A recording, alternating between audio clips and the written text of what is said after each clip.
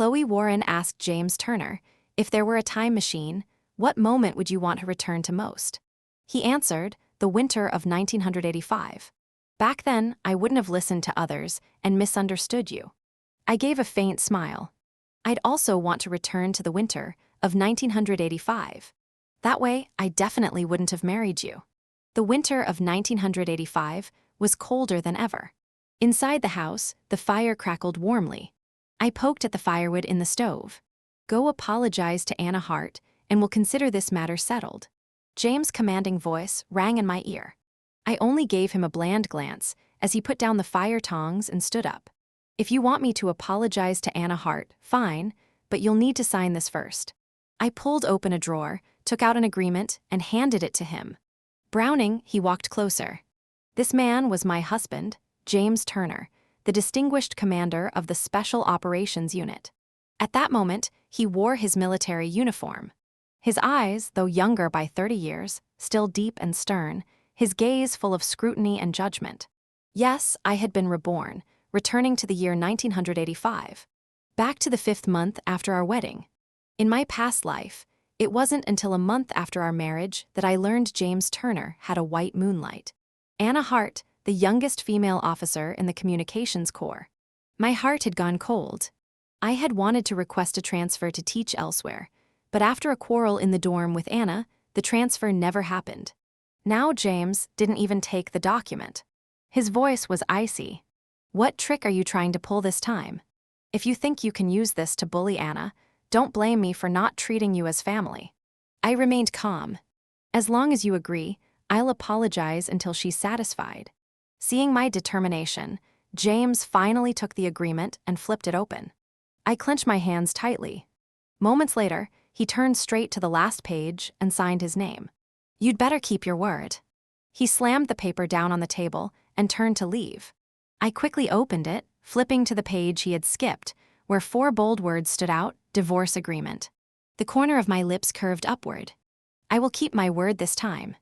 My new life had to begin with correcting this mistake. I picked up the divorce papers and ran to the commissar's office, but the commissar was on a business trip to Washington, D.C., and wouldn't be back for 2 weeks. I frowned slightly. The staff on duty couldn't help but advise me. Commander Turner is young, with a bright future ahead of him. He's a rare catch. Don't act rashly. As long as you don't let go, Anna Hart can't take your place. I smiled faintly. I'm not being impulsive. I just truly don't deserve him. In my past life, after I fell into the water and he saved me, I married him out of gratitude and my own lightning bolt infatuation. But when Anna returned from overseas, she claimed I had deliberately fallen into the water to seduce James. Relying on her position, she caused trouble everywhere, pretending to be fragile and even harmed me, pushing me into icy waters where I lost our 3-month-old child. Thinking of that, I placed a hand on my flat stomach, my deep eyes rippling with suppressed turmoil. Seeing this, the staff didn't press further and only said, "You still have 2 weeks. Think it over." I shook my head firmly. I've already thought it through. This decision had been made the very moment I was reborn. Nothing and no one could change it. I bowed slightly in thanks, turned to leave, only to meet James Turner's questioning eyes. What exactly have you thought through? My heart clenched. Stunned, I stared as he strode toward me, pressure closing in from all sides. The commissar's assistant quickly stepped between us. Commander Turner, if there's something to say, speak calmly. Don't be tense. He tugged James aside and whispered, hurry up and coax Miss Warren. You still have time to take back her decision. He patted James Turner on the shoulder before leaving, and soon only the 2 of us were left in the room. James' expression suddenly darkened. Chloe Warren, just as I thought, you act one way to my face and another behind my back. You just promised you to apologize, yet the moment you turned around, you ran to the commissar to accuse me, pretending to be understanding only to trick me into signing the papers. Isn't that right? In the past, I would have panicked and rushed to explain, but this time I lifted my head and pulled an envelope from my pocket. This is a letter of apology addressed to Anna Hart. I wanted to submit it to the commissar. Making it public would show my sincerity. But before I could, you showed up. A flicker of surprise crossed James' eyes. Before he could speak, I softened my voice. Could you help me pass it on to her? He didn't take it, his expression uneasy. Forget it, I'll deliver it myself. I slipped the letter back into my pocket, brushed past him, and spoke as lightly as water. I have to get to class now. Don't worry, what I promised I'll do. I didn't linger a second longer and left on time. That afternoon, after finishing my lessons early, I planned ahead to the communications office to find Anna Hart, but the security guard stopped me. Miss Warren, there's a letter from home for you. I froze, then hurried to take it. In my past life, my parents had opposed me moving far away after marriage. Out of anger, they cut off contact. For 2 years, only a single letter came, and I only returned once. This time, as I unfolded the letter, every word was filled with retreat, with longing. My eyes burned red at the corners. This year, there's heavy snow. The plum blossoms in South Lake Park have bloomed. Take James to see them. We hope you'll come home soon. Regret surged through me, pressing the letter to my chest. Tears slipped down my cheeks. Mom, Dad, give me just 2 more weeks, 2 weeks, and I'll come home for good. Never leaving again. When night fell and James returned, I had just finished making up the bed in the guest room. The faint, familiar scent of orchid drifted in the air. It's your ovulation period. I'll shower first, then meet me in bed, he said coldly before walking into the bathroom. He had always been a man of strict routines. Even having a child was scheduled like a mission. In the past, I had gone along without protest, but without love, intimacy felt no different from a transaction. When he came out, the bedroom was empty. The blankets and pillows were gone. Alarmed, he hurried to the guest room, where he found me lying on the single bed. Why are you sleeping here? I turned my back and pretended to be asleep. From tonight on, we'll sleep separately. I needed to get used to the feeling of being alone. His eyes darkened, his voice chilled. You're using this to give me the silent treatment. I asked you to apologize for your own good. Besides, you agreed. I slowly opened my eyes. On the wall, our wedding photo filled my view. In it, James wore a stiff, cold expression, no smile on his face. The warmth in my gaze gradually faded. I turned toward him and cut him off. I'm not making a scene. I just don't feel comfortable sharing a bed with you. That night, without James beside me, I slept peacefully. Meanwhile, in the master bedroom, James tossed and turned, unable to sleep, all because of my words. The next day, heavy snow blanketed the earth. The school term was nearly over, and I submitted my resignation to the principal. He was reluctant to let me go. Miss Warren, are you really leaving? You were even voted outstanding teacher this year. The students adore you. It would be such a pity if you resigned. I thanked him repeatedly, but remained firm. Children will have new teachers, but I only have one set of parents. No one can replace them. Just as I stepped out of the school gate, James's military jeep pulled up in front of me. The moment he saw me, he jumped out, stripped off his army coat, and draped it over my shoulders. Why didn't you wear more? You'll catch cold. I looked at him, unaccustomed to this sudden tenderness. Why are you here? James Turner slipped his arm around my shoulders as we walked, speaking softly. It's almost New Year's. Some comrades are back home and want to see you. I came to pick you up. You're all gathering together. What would a woman like me do there? I lowered my head, my boots crunching against the snow. In my past life, he had never taken me to meet his friends. Even when I had asked, all I got in return was, you're a woman. What would you be doing interfering there? The truth was, I never liked noisy crowds. Back then, I only wanted to hear people talk about him, but now I had no interest and no time. I had only 12 days left before I would return home. Before the state shops closed for the holiday, I needed to buy a few specialties to take back with me. I still have things to do. I won't go. I tried to take off his coat to return it, but he stopped me. I already promised them. Don't make me lose face. I froze, saying nothing more. James Turner, this will be the last time I follow your lead. In 12 days, whether it's your reputation or anyone else's, it won't matter to me anymore. Half an hour later, the Jeep pulled up in front of the stay-toned restaurant. As I unbuckled my seatbelt, James was already outside waiting. He reached out a hand to help me, but in the end, shoved it into his pocket instead. A white puff of breath slipped from my lips. Shivering, I murmured, It's freezing. Let's go inside. His hand faltered in the air before he slowly let it drop, silently following me. For the first time, even though he was right beside me, he felt impossibly far away. Inside, the private room was full of warmth and laughter. The moment I stepped in, everyone greeted me. James's wife, finally, at least he knows how to listen. Stickin' to one tree all these years. Now you're satisfied, huh? If we hadn't pulled him back that year, he would have drunk himself to death. There'd be no today. I sat quietly, listening, quietly picking food from the table. The smoked pork with green peppers had once been my favorite, but tonight it tasted bland. I really couldn't imagine James drunk. He was always cold-faced, always talking about rules, never about feelings. Then, for the first time, he picked up a piece of meat and placed it in my bowl. You like this? Eat a little more. I moved it to the side. I don't like it anymore. It's tasteless. He froze about to speak when the door swung open. Anna Hart walked in, smiling brightly. Oh, such a lively gathering. Why didn't anyone call me? James, you guys really don't think of me. Do you? Feigning mock anger, she sat right beside him. The atmosphere in the room shifted instantly. All eyes darting toward the three of us. Anna glanced around and finally noticed me across the table. Slight surprise flickered across her face. Oh, you're here too. She smiled and began chatting as if nothing was wrong. I got your apology letter. Honestly, it was just a handful of sunflower seeds. You shorted me a few. That's all. I forgot about it long ago. She then slapped James's shoulder playfully. I told you not to make a big deal of it. Just let it blow over like the wind. Her tone made it sound as though she was the one at his side. Out of reflex, James leaned slightly toward me as if to say something, but swallowed his words when he caught my calm smile. That day was indeed my mistake, I said, glancing at him before continuing. Since you're here today, I'll make it official. I apologize to you.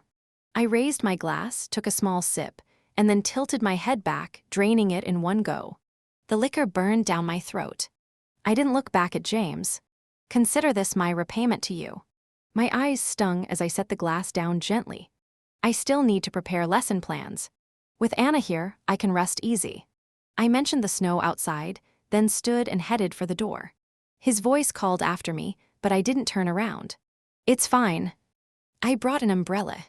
The door closed behind me. From inside, Anna's voice floated out faintly. James, Snow Lotus must have misunderstood us again. If I'd known, I wouldn't have come. Forget her, let's keep eating. I pulled my collar tight and quickened my steps through the falling snow. It was getting heavier by the minute. Just as I reached the residential building, a neighbor, my sister-in-law from next door, pulled me aside. Chloe, I can't read, and my husband's away on duty. My kid has homework, but no one to help.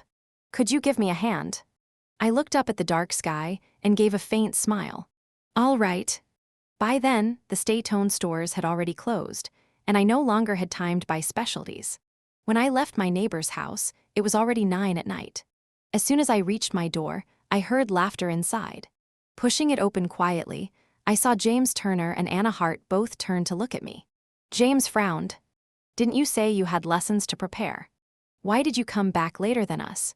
The explanation caught in my throat. I swallowed it down and said nothing. Anna stood up, her voice light and casual. The weather report said there would be a snowstorm. James was worried it'd be dangerous for me to go back alone, so he asked me to stay here tonight. Don't misunderstand. I curved my lips into the shadow of a smile, but said nothing, simply turning toward the guest room. James was at a loss for words and could only follow after me. Just then, a knock came at the door. He opened it to find our neighbor, Mrs. Zhang, standing there. James, these are soft-boiled eggs. I cooked them while helping my son study. I wanted Chloe to have them while they're still hot. James stiffened, taking them awkwardly. A long while later, he knocked on my door. Chloe, Mrs. Zhang brought you soft-boiled eggs. Come eat some. I kept my eyes shut, curled up, clutching my stomach. I didn't answer. He stood there hesitating for a few seconds before finally walking away. By midnight, I could no longer endure it. The pain in my stomach grew sharper and sharper. Struggling, I dragged myself up and hunched forward into the living room. The motion sensor light flicked on. From the study, James emerged carrying Anna Hart, wrapped tightly like a cocoon. Anna's fever is high. I'm taking her to the military hospital. Stay home. The front door opened wide, then shut quickly as the engine started. My hand pressed weakly against the door frame before all strength left me. I collapsed to the floor. Warm blood soaked through my white underwear. The next morning, after an emergency treatment, I was transferred to a regular ward.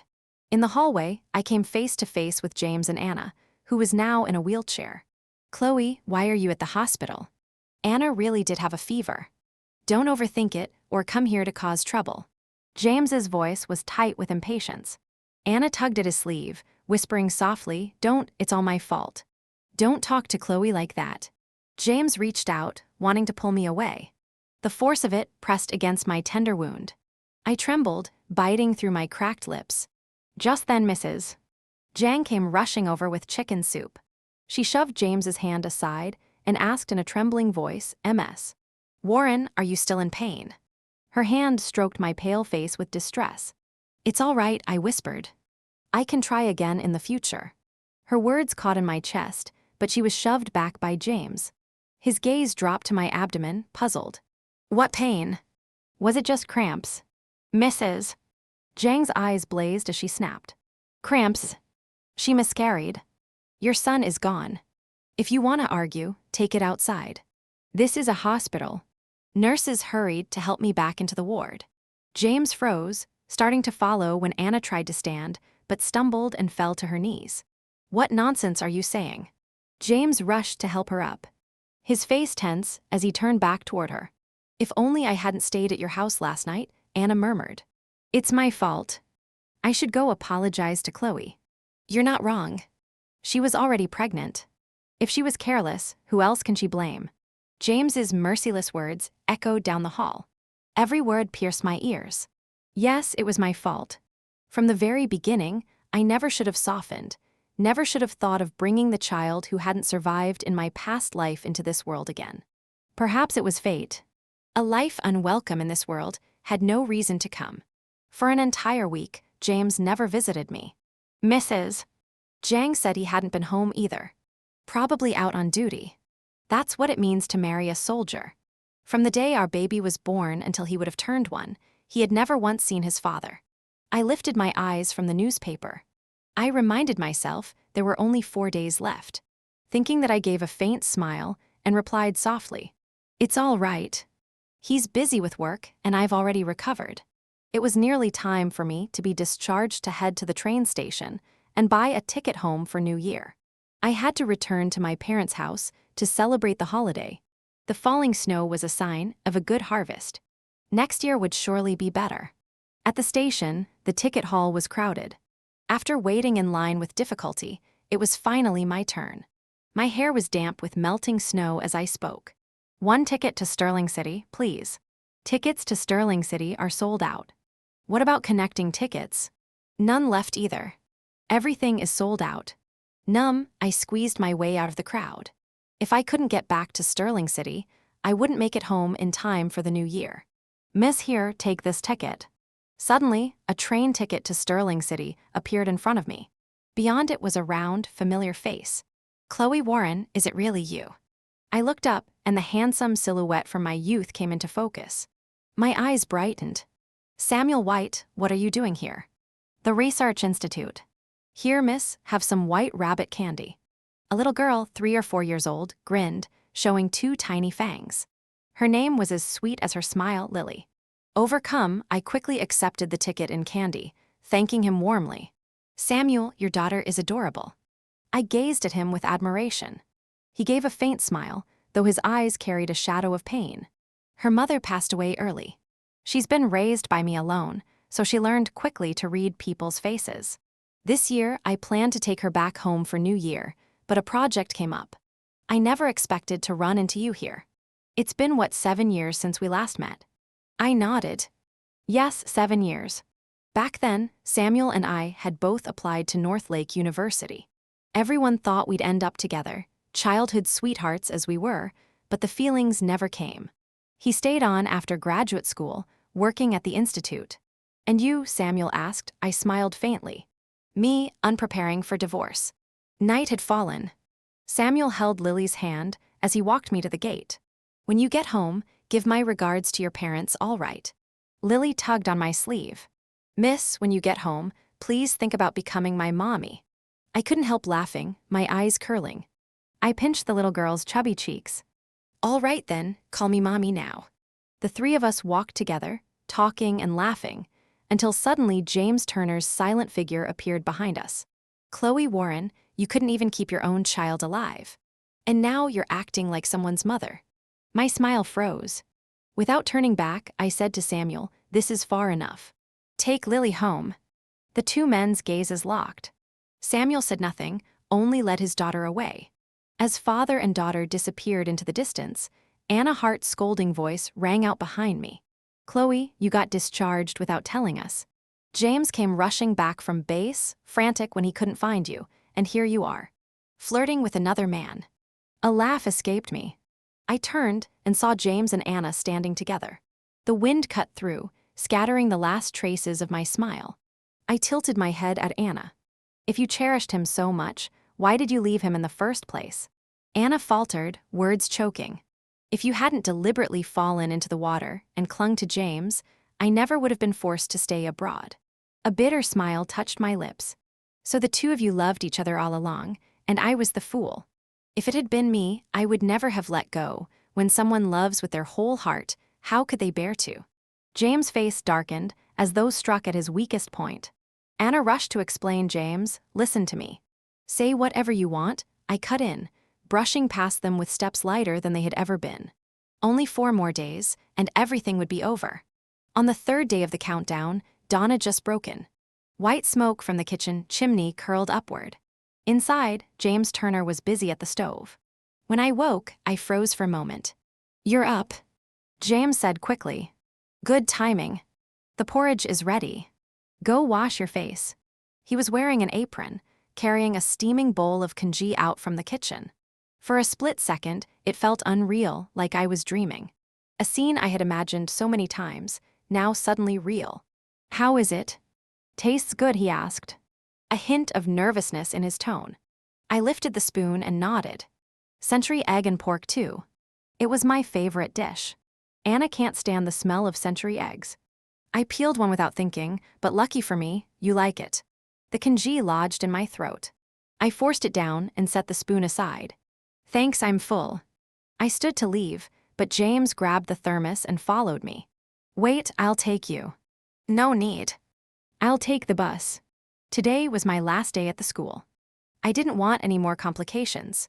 It's fine, he said, lifting the thermos. I'll bring this to Anna too. Yesterday she came with me to look for you and caught a chill. I made some porridge for her. You know, she really has no one to rely on right now. I didn't want to hear another word. Then go give it to her. Turning away, I didn't look back. The principal had arranged a simple farewell for me. Several close colleagues clung to my hand, reluctant to let go. Miss Warren, everyone is sad you're leaving.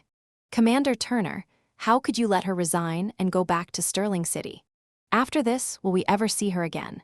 I froze, just about to answer when a doubtful voice came from the doorway. You're resigning. I turned and saw James standing there, snow clinging to his coat. I faltered for a second, but before the principal could respond, I cut in. He signed it himself. It was his agreement. James was left speechless. He didn't ask again. Outside the snow was heavy, and we took our leave. I said goodbye to my colleagues. James followed behind, holding an umbrella over me. Watching my slender back, something unexplainable stirred inside him. The day after tomorrow, I'm on leave. Let's go skiing, all right. Haven't you always wanted to? I have things to do today. Still need to pack by a few things. Then finish first, after that we'll go. He quickened his pace, tilting the umbrella toward me. From now on, I stopped in my tracks. James Turner, we don't have a from now on. He froze, snow falling off the umbrella. What did you say? He tilted his head, trying to read my expression. I smiled faintly, shaking my head. Nothing will do as you say. In truth, the bus for the ski resort left the next evening. There would still be time. Hearing my reluctant agreement, the frown on his face finally eased. If you'd thought this way earlier, it would have been better. From now on, Anna will be working with me on missions. You can't be jealous of her. As the commander's wife, you should set an example for the other officers' wives. I lowered my gaze and said nothing. James studied me from the corner of his eye. Lately, he had noticed something unusual in my emotions, but couldn't grasp the reason. Perhaps it was because he and Anna were too close. Guilt brushed past his heart. For once, he tried to make amends. The day after tomorrow, we'll ski together. You've asked me about it so many times. It's rare for me to have time. Let me take you. I murmured softly in reply. Don't worry, he added. Even if the snow's heavy, you have me. Tonight and tomorrow, I'm on duty. The day after tomorrow, 10 a.m., I'll wait for you at the ski resort gate. I won't leave until I see you. For some reason, my heart felt lighter. There was no heaviness in saying goodbye. We exchanged smiles. James pressed the umbrella handle into my hand, then changed his tone. Anna's still waiting in the car. I'll take her back first. Be careful on the road, all right. I gripped the umbrella handle tightly, watching his figure fade into the distance. James Turner, this will be the last time. Consider it my farewell to the short-lived love and the ending I give to my own mistake. 2 days later, the countdown reached 0. That day, sunlight appeared for once. At the Triumph Ski Resort, I stood at the foot of the snow-covered mountain, tilting my head back to take in the dazzling white peak. I had come early, hoping for a bit of luck to catch the sight of Golden Mountain beneath the rising sun, but thick clouds covered the sky, blocking all sunlight. Another heavy snowfall seemed imminent. The resort opened at 8. By 10, crowds streamed in continuously. I stayed where I was, eyes fixed on the road's bend. Couples holding hands passed by. Families of 3 passed by. In total, 26 cars curved around the corner, but James's Jeep never appeared. Soon a guard walked over. Mrs. Turner, Captain James, took Anna Hart to the hospital. She was injured in a fall. Don't wait anymore. I froze, remembering his firm words 2 days earlier. Then I laughed out loud. I should have known. James Turner, once again, you tricked me into waiting for you, but this will be the last time. I thanked the guard, then stomped my frozen feet toward the small newspaper stand nearby. Sir, may I make a call here? The round-faced owner cradled a teacup, sipping hot water. He looked up, startled at my pale, forced smile. Good heavens, your face is turning purple. Get inside and warm up. My eyes stung, tears burning at the corners. 2 years together with James, yet the warmth of a stranger's concern outweighed it all. I brushed away the dampness at the edge of my eyes, lifted the receiver, and dialed. After only 2 rings, Samuel White's voice came through. I've got your divorce agreement. The commissar signed and stamped it. Tonight, I'll bring your luggage from my place to the station. Samuel, my voice trembled as I cut him off. I'm not waiting for him anymore. I'm leaving now. Could you bring my things to the station, right away? There was a moment of silence on the other end. All right. Then the line went dead. I left behind a quick word of thanks before heading for the bus stop. The shop owner called after me curiously. Quarreling with your husband, so you're running home to your parents. I shook my head. Not quarreling, divorcing. He frowned. Divorce? Why? That's no reason to go this far. My throat closed. Because today he stood me up. Because of that bowl of century egg congee, or because when I miscarried he chose to care for Anna Hart instead. Perhaps none of those. After a moment, I answered softly, because of a handful of sunflower seeds. I drew in a sharp breath of icy air. That handful of sunflower seeds had choked the life out of my heart. From now on, I would never touch them again, and I never wanted to see him again. I tore the train ticket into pieces, tossed it into the trash, and stepped onto the bus bound for the station. This time, I did not look back. James Turner, this is goodbye forever. By evening, at the military hospital, Anna Hart laid pale on the bed. James, thank you. Without you, I might have lost my leg. Seeing her bandaged, James gave a few instructions before leaving.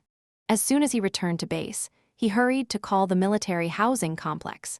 Today was the day he was supposed to take Chloe's scheme. But Anna had suddenly slipped on the dorm stairs, spiked a fever, nearly convulsed, and he had missed the appointment. She wouldn't have been foolish enough to wait for me at the mountain all day, would she? James's brows knitted tightly. On the other end of the line, no one called Chloe out. His unease deepened. Could it be? Was she really still waiting there? No, he had to go check. Just as he was about to leave, a guard's voice rang out. Commander Turner, someone's here to see you. He looked up. James froze when he saw who it was, Samuel White. His brows furrowed deeper, a flicker of rejection in his eyes. The memory of Samuel's daughter calling me Mom only days ago was still vivid.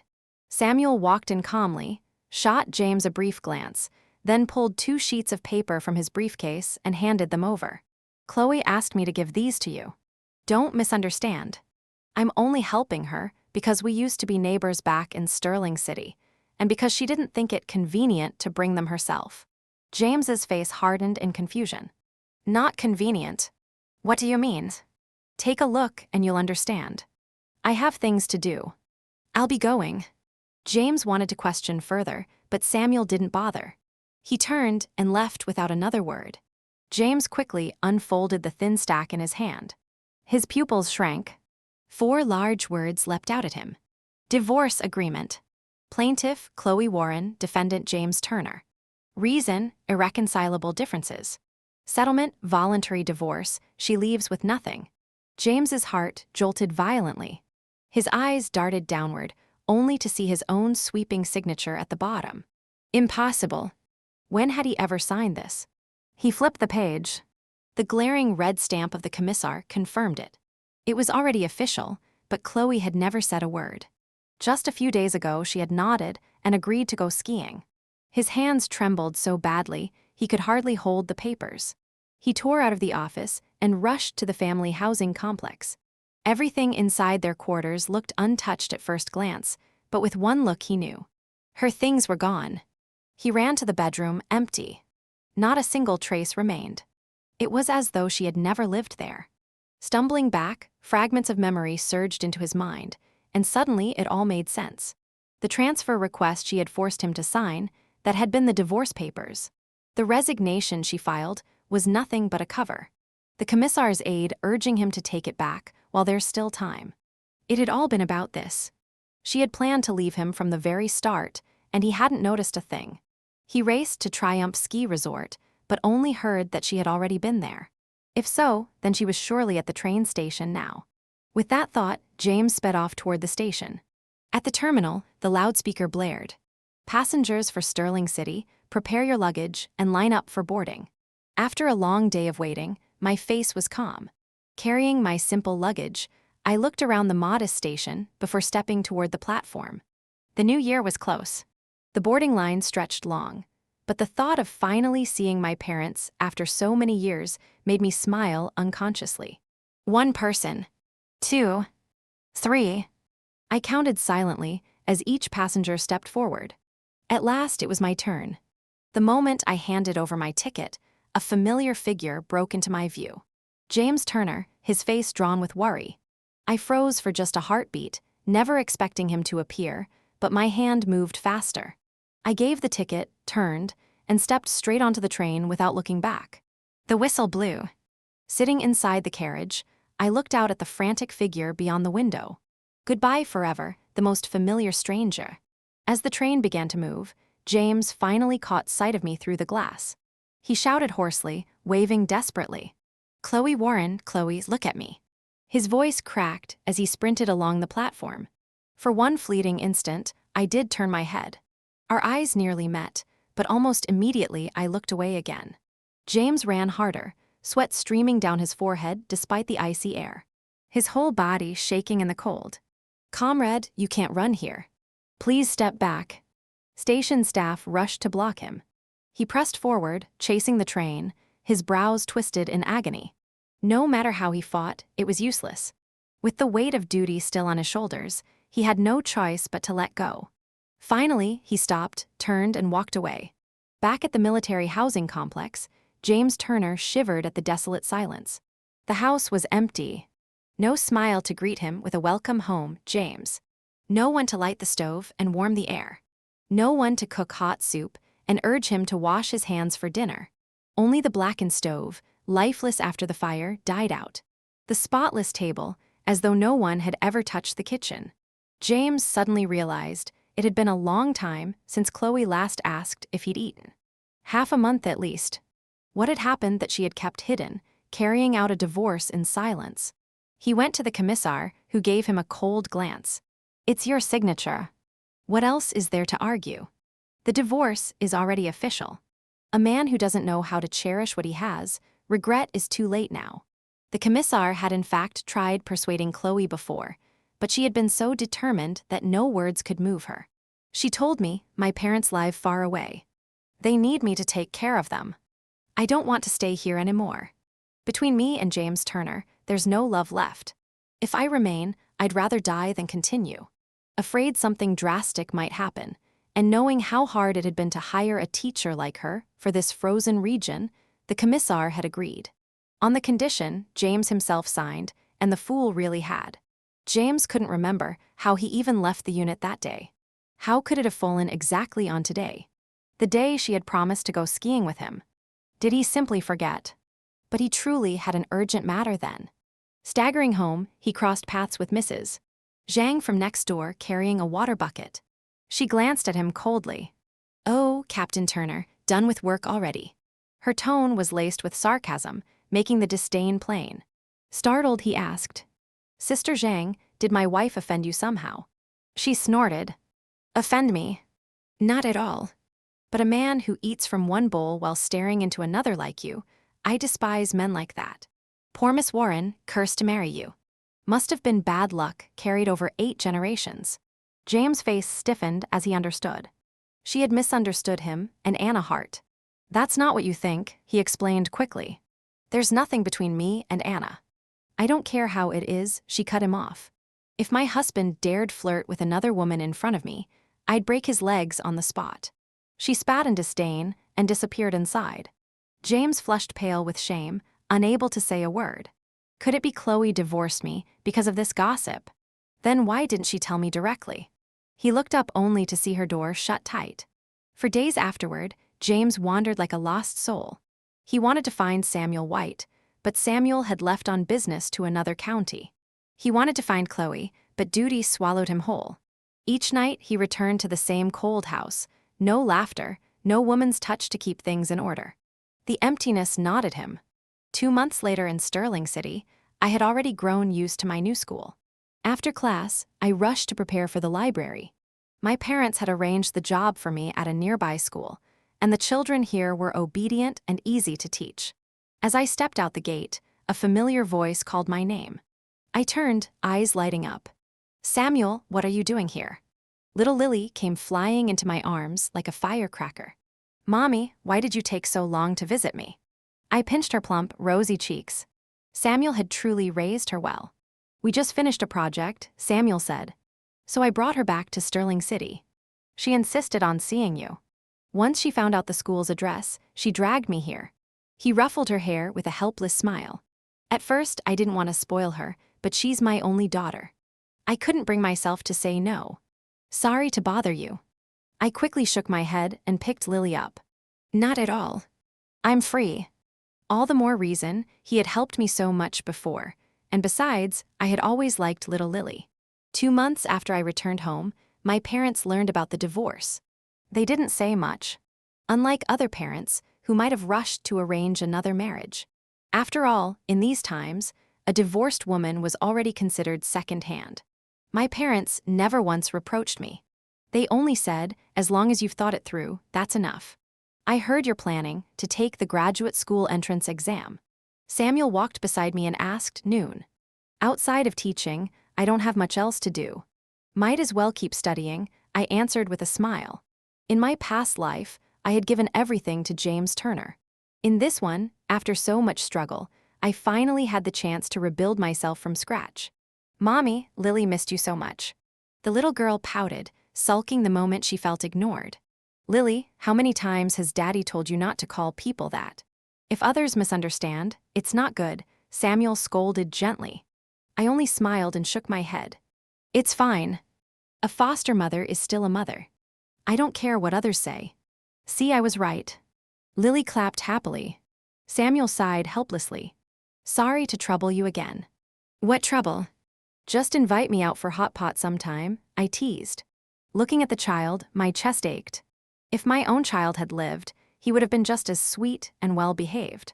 After hot pot, it was already late evening. Samuel and I walked back together.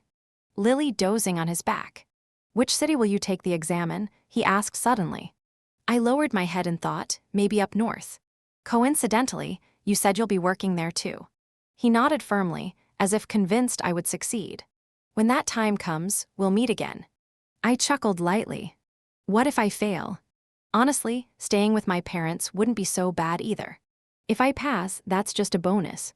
Thinking of failure before even trying. Who does that? He laughed. Back at home. My parents were still awake and pulled him inside to chat. Half asleep, Lily perked up the moment she saw me. Mommy, I want you to hold me. Caught off guard, I quickly explained to my parents. Back at the base, Samuel once gave me a train ticket. Since then, Lily's gotten used to calling me that. Just foster mom. Samuel hurried to scoop her up. Lily, don't call her that. Say Auntie Chloe. She's only spoiling you. I smiled and shook my head. Let her. She's like Arnai's anyway. She lost her mother so young, it's pitiful. After a few more minutes, Samuel excused himself, saying it was late. My mother nudged me to see him out.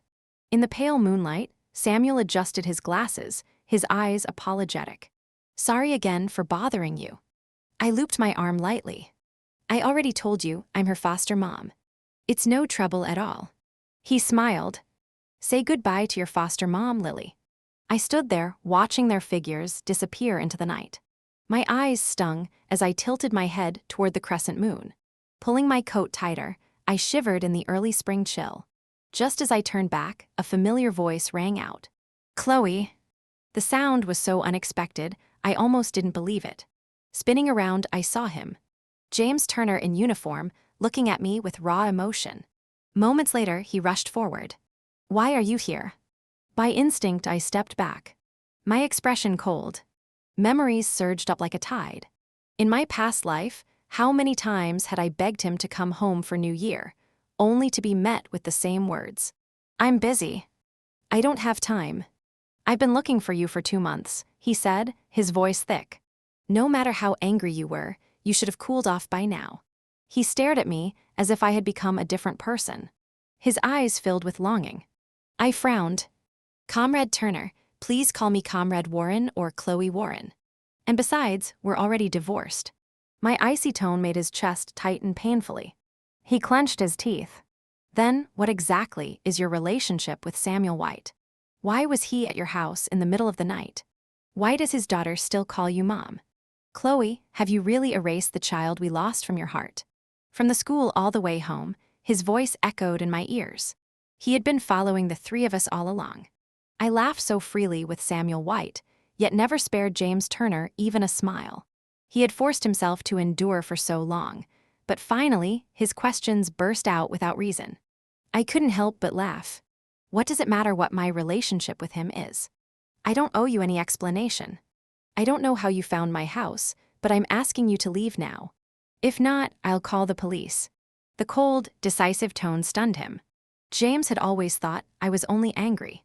Anger in his mind had limits. I've been throwing myself into work. Also, I could take leave in Sterling City and bring you home, he argued, the pride of a soldier flashing in his words. Comrade Turner, I cut him off. My voice sharp. Our child died by your own hands. Between us now is nothing but divorce. A man and a woman alone in the middle of the night.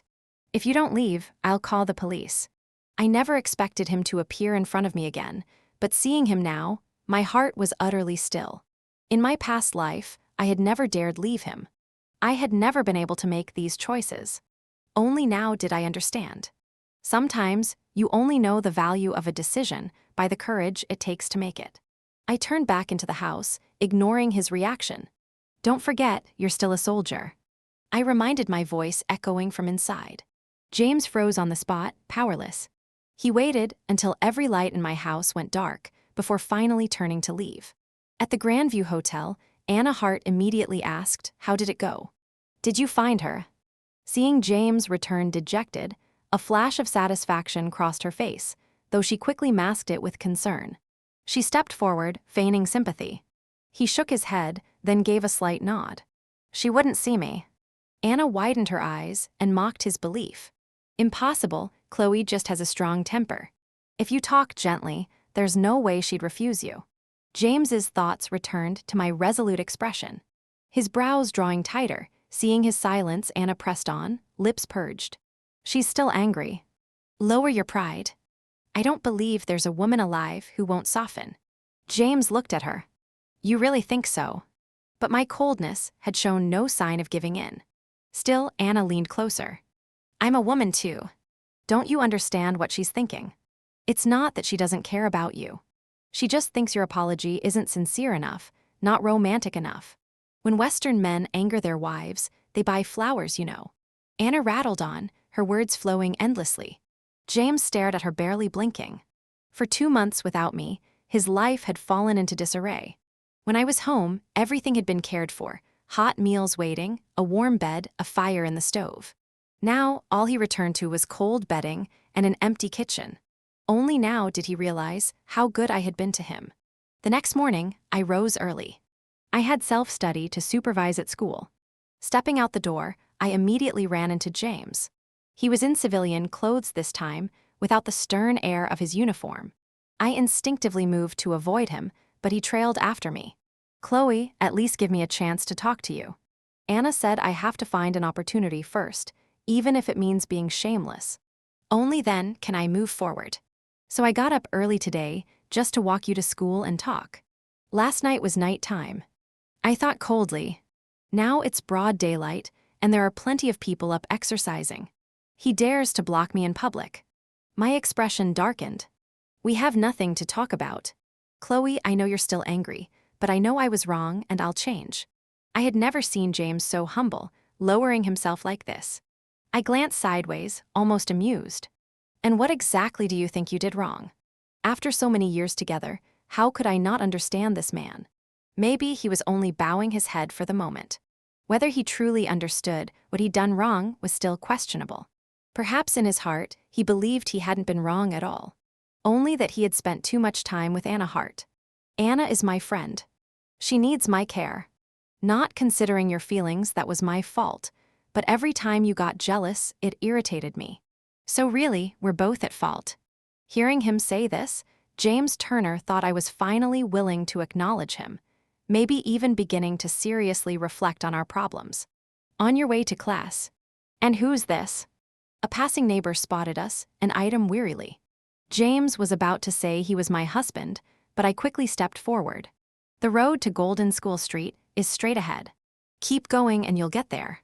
I added, I need to get to work. Excuse me.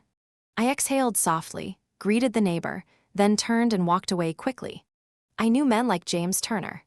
How could he ever admit he was wrong? In his eyes, I was only a petty, jealous woman, a nuisance blocking his so-called selfless devotion to others. He froze where he stood about to follow, but the neighbor stepped in front of him. Hey, don't follow our Chloe. She's the pride of this community.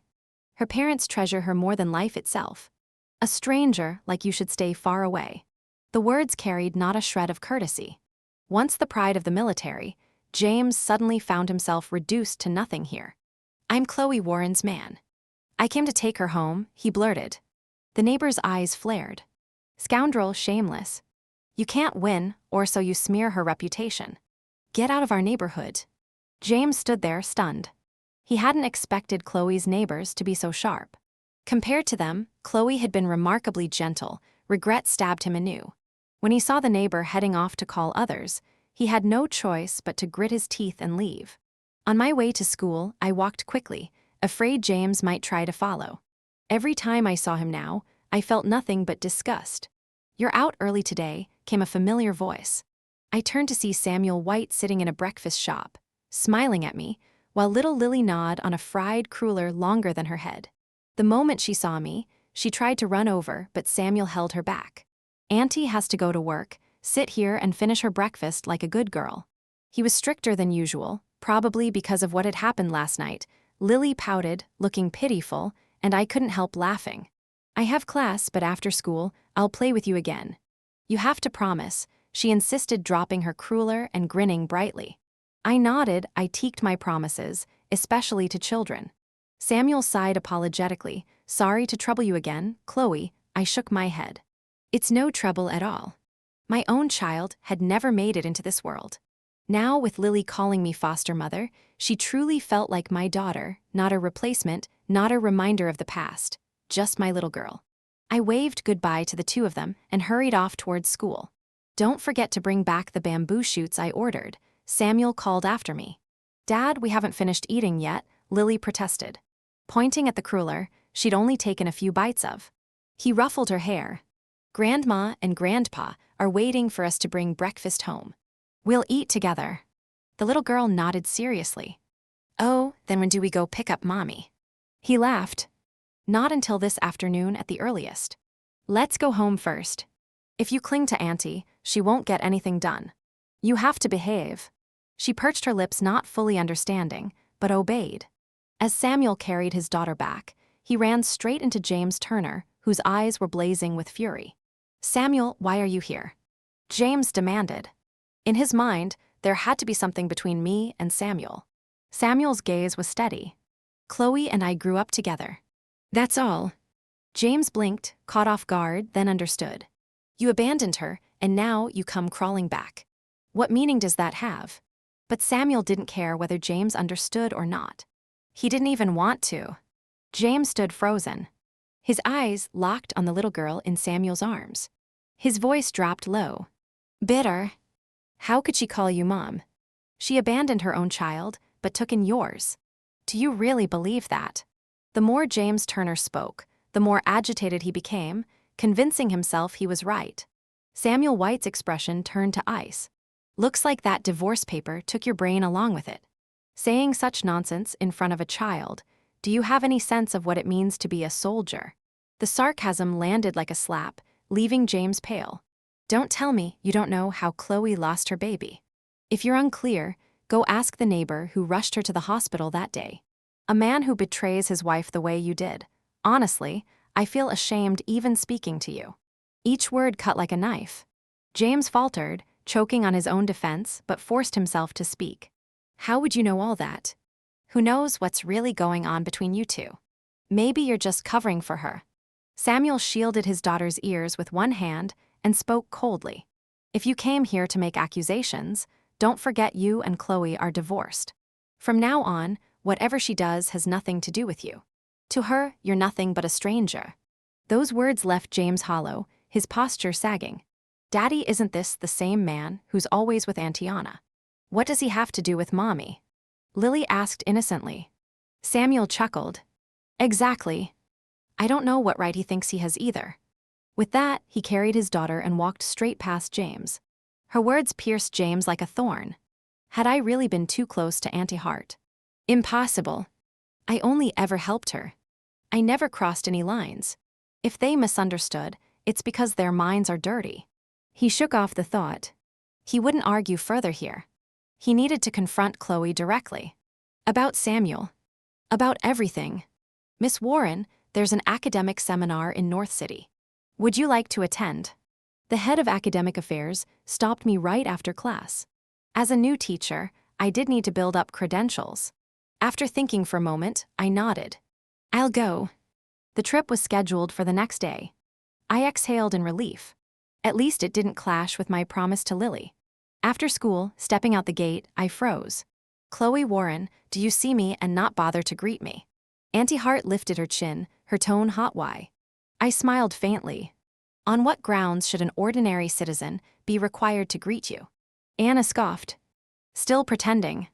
Even now your attitude toward me hasn't changed. Her voice rose, drawing curious stares. She frowned and snapped. Come with me. I laughed out loud. And why exactly should I listen to you? What authority do you think you have? Anna's eyes narrowed. You're bold enough to act arrogant in front of me. But in front of James Turner, you don't even dare breathe. Has no one ever told you how fake you are? Once back in the military, I had kept silent, desperate only to secure a divorce, desperate to avoid further entanglement. But now, silence was no longer necessary. Her face darkened. She had never realized before that I had such a sharp tongue. But even so, she sneered. Words are useless. A man you don't have is a man you'll never have. Her irritation was clear. She had thought that once I left, she and James would fall into place naturally. Yet to her shock, he regretted everything and sought only to wing me back. Fear gnawed at her, that he might come here and be taken from her again. So she showed up, looking for a chance to warn me, to put me in my place. I let out a cold laugh. A shameless man and a petty woman, truly a match made in heaven. Rest assured that kind of man. I wouldn't touch him if my life depended on it. If he ever came back into my world, it would be nothing but a nightmare. My voice was cold, laced with the bitterness of a past life. After all, wasn't my previous lifetime nothing more than a nightmare? Anna faltered at my response, momentarily lost for words. She tried again, but weaker this time. Don't pretend you don't care. I'm warning you. Stay away from James Turner. Otherwise, I won't be polite. Her words landed like a guilty whisper, as though she already knew the truth of what I had said. Director Hart clearly hadn't expected that. In private, she enjoyed threatening others like this. Truly eye-opening, I thought, when suddenly a warm male voice sounded behind her. Anna's heart stiffened. Little Lily ran to my side and tugged at my hand. Mommy, let's go. We don't play with bad people. I froze. You too. What are you doing here? Auntie was going to visit after work. Samuel White stepped out from behind Anna, smiling faintly. Why so startled, forgetting things already, Director Hart? Or are you just too busy? Her limbs went rigid. From now on, I would no longer be at the base, but Samuel still would be. If even one telegram made it to the commissar, she could lose everything. She cursed silently, but managed to choke out, "Do you really treat his daughter as your own?" I frowned. What does that have to do with you? You show up spouting nonsense out of nowhere. My disgust toward Anna had already reached its limit. You're so heartless, she sneered. You abandoned your own child, but now you're raising someone else's. I gave a soft laugh. If it weren't for you, maybe my child would still be alive and calling me mommy right now. The happiest person when I lost that baby wasn't me. It was you, wasn't it? Anna was struck dumb. She had thought bringing up my loss would make me falter. Instead, I hadn't even flinched. I'd struck back. Gathering myself, I said coldly, "Excuse me, I have things to do. And take your James Turner back early. I don't want anything to do with him anymore. The fact I haven't already dealt with you, too, should be seen as my generosity." Her lips twitched hard. She couldn't hold back. I don't believe you can really cut him off that easily. What are you pretending for? Weren't you the one who clung to him, demanding marriage back then? Her voice rose louder and louder, drawing stares from everyone nearby. Several parents who knew me rushed over. Miss Warren, are you okay? Do you need help? Who are you to be making a scene outside our school? Anna hadn't expected so many people to take my side. I quickly waved them off. It's fine. Just some lunatic shouting nonsense. Don't waste your time. Go home. Eat with your kids. Spend time with them. That's what matters most. Hearing that, the parents dispersed. Anna's face darkened. She dared call me a lunatic. If Director Hart keeps causing trouble, Samuel finally spoke up. His patience thinning. I'll send a telegram back to the base. Better let Chloe handle her own affairs. But if you keep harassing her, anyone would lose their temper. Anna wanted to retort, but with his words hanging heavy, she could only leave, seething with resentment. I exhaled and turned to Samuel. Thank you for Lily's sake as well. Thank your auntie. She was already anxious to spend time with you. He told his daughter calmly, patting her head. Lily beamed. Mommy, I want to go to Maple Lake Park. There's a carousel, and I want to ride the horses. I nodded. Of course. Then I glanced at Samuel. But tomorrow, I have to go to North City for work.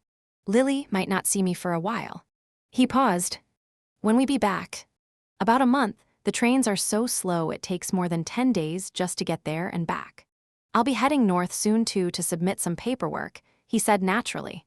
We could take the same train. I looked down at Lily. And what about her? Is she going? He shook his head gently. No, she'll stay with my parents. I'm not bringing her on such a long ride. Last time we went to the base, we got caught in a snowstorm and they worried sick. I gazed at the little girl. Of course it pained me. She was so sweet, so well-behaved, losing her mother so young. In my past life, I had never even met Samuel. I hadn't known his wife had died early. At first, I couldn't believe it. But looking at him now, steady, calm, unchanged from memory, I knew it was true. He was always calm and courteous. Seeing the sharp side of him today was rare. At least I've witnessed it once, I thought. I took Lily to the park for over an hour, then headed home to pack my bags. A trip of just a few days might feel, like last time, as if I'd vanished for half a year before stumbling back exhausted. When my mother heard I had to travel for work, she was beside herself with worry. For as long as I packed, she nagged. At first, I patiently explained, but eventually my ears felt stuffed with cotton, and I gave up. Exasperated, I looked at her. Mom, all my papers are here at home. What could I possibly be doing in North City? I'm already back. That means I've thought things through. I won't marry far away again. As for marriage, my parents hadn't mentioned it, and I certainly didn't want to think about it yet. I only said it to ease their minds. Enough fussing. My father's voice called from the living room. Let her finish packing and get some rest. My mother froze, then gave me a long, hard look. Remember what you just said. If you ever drag home another husband from the far ends of the earth, I won't care anymore. I laughed softly at her temper. I know, Mom. The old mistake had scarred my life. I wouldn't fall in the same place twice. But then she sighed. Still, you should consider Samuel White. His wife passed away. He hasn't remarried. Just one daughter. You've been divorced. It matches.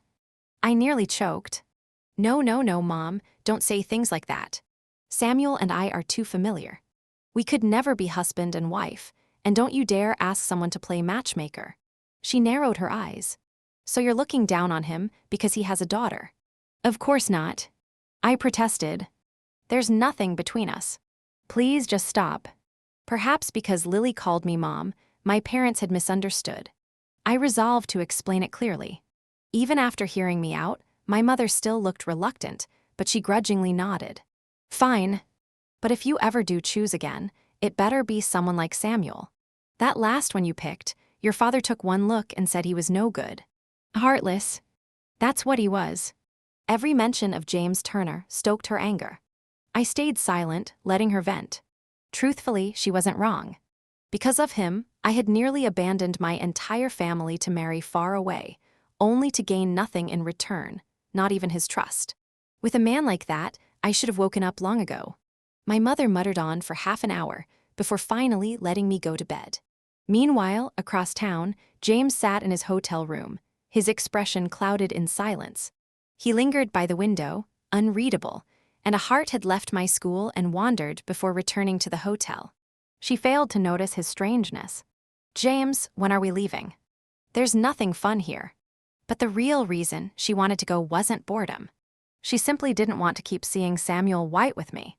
James didn't answer, and I frowned and stepped closer. James, are you even listening? At last, he lifted his head. Dark circles underlying his weary eyes, startling her. What's wrong with you? If you want to leave, then go ahead, he muttered. He didn't answer her question, only tossed the words out. She scowled. What do you mean?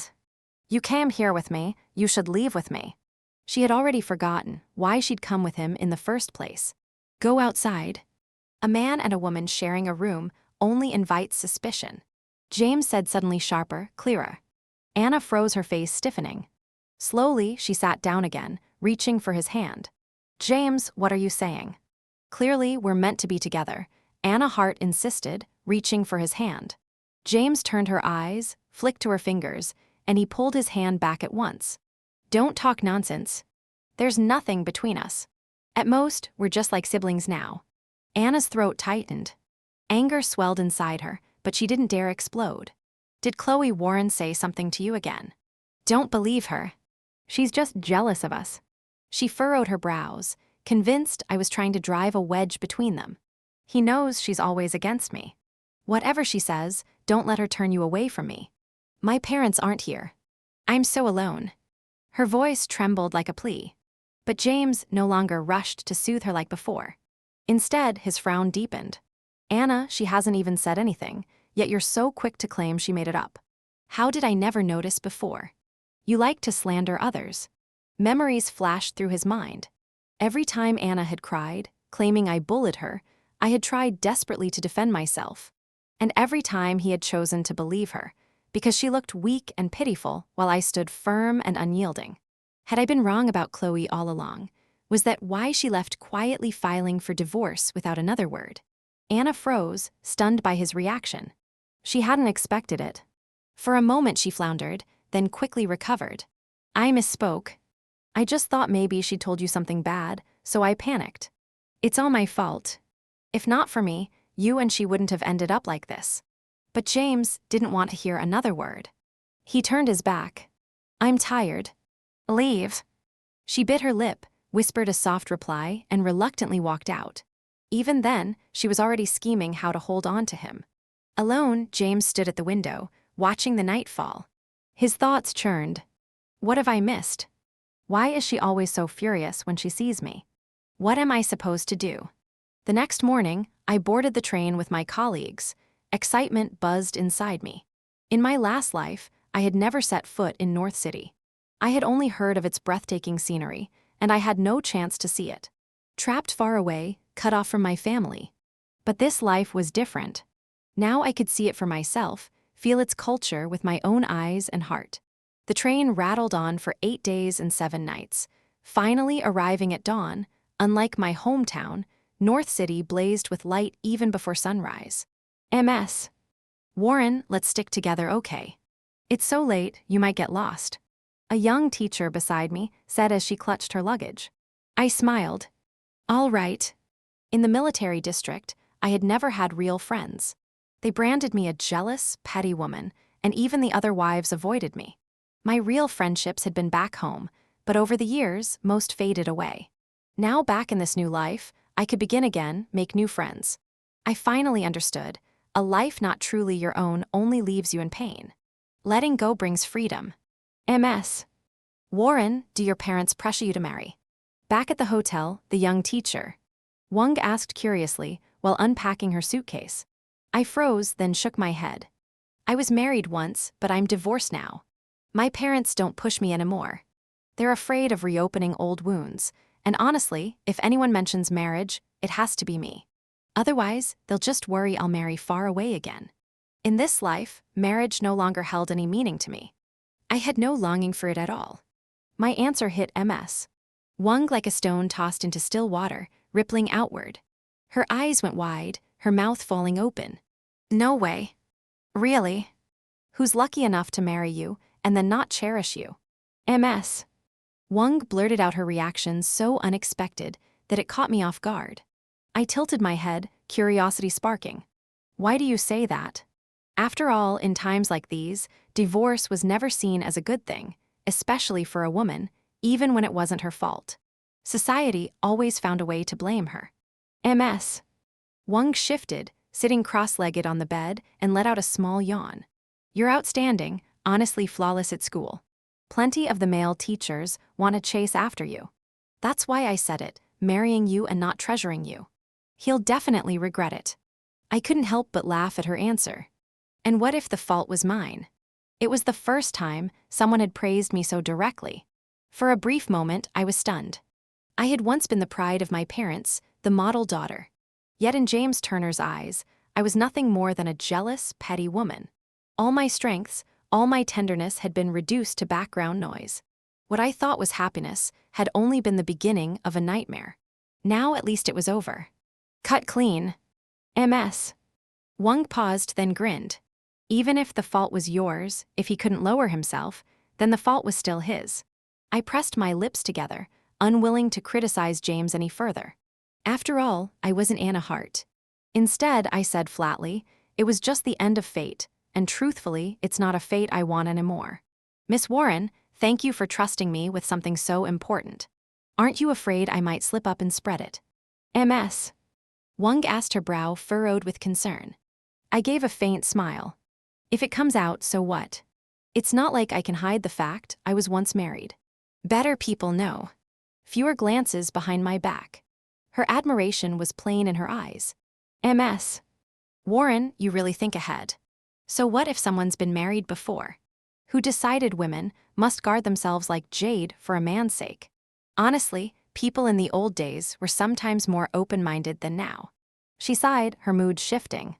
But my mother, every month, she pushes me to go on blind dates, and I never like any of them.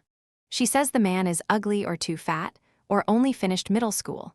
When I was in school, my parents urged me to study hard, or I'd only marry a poor man.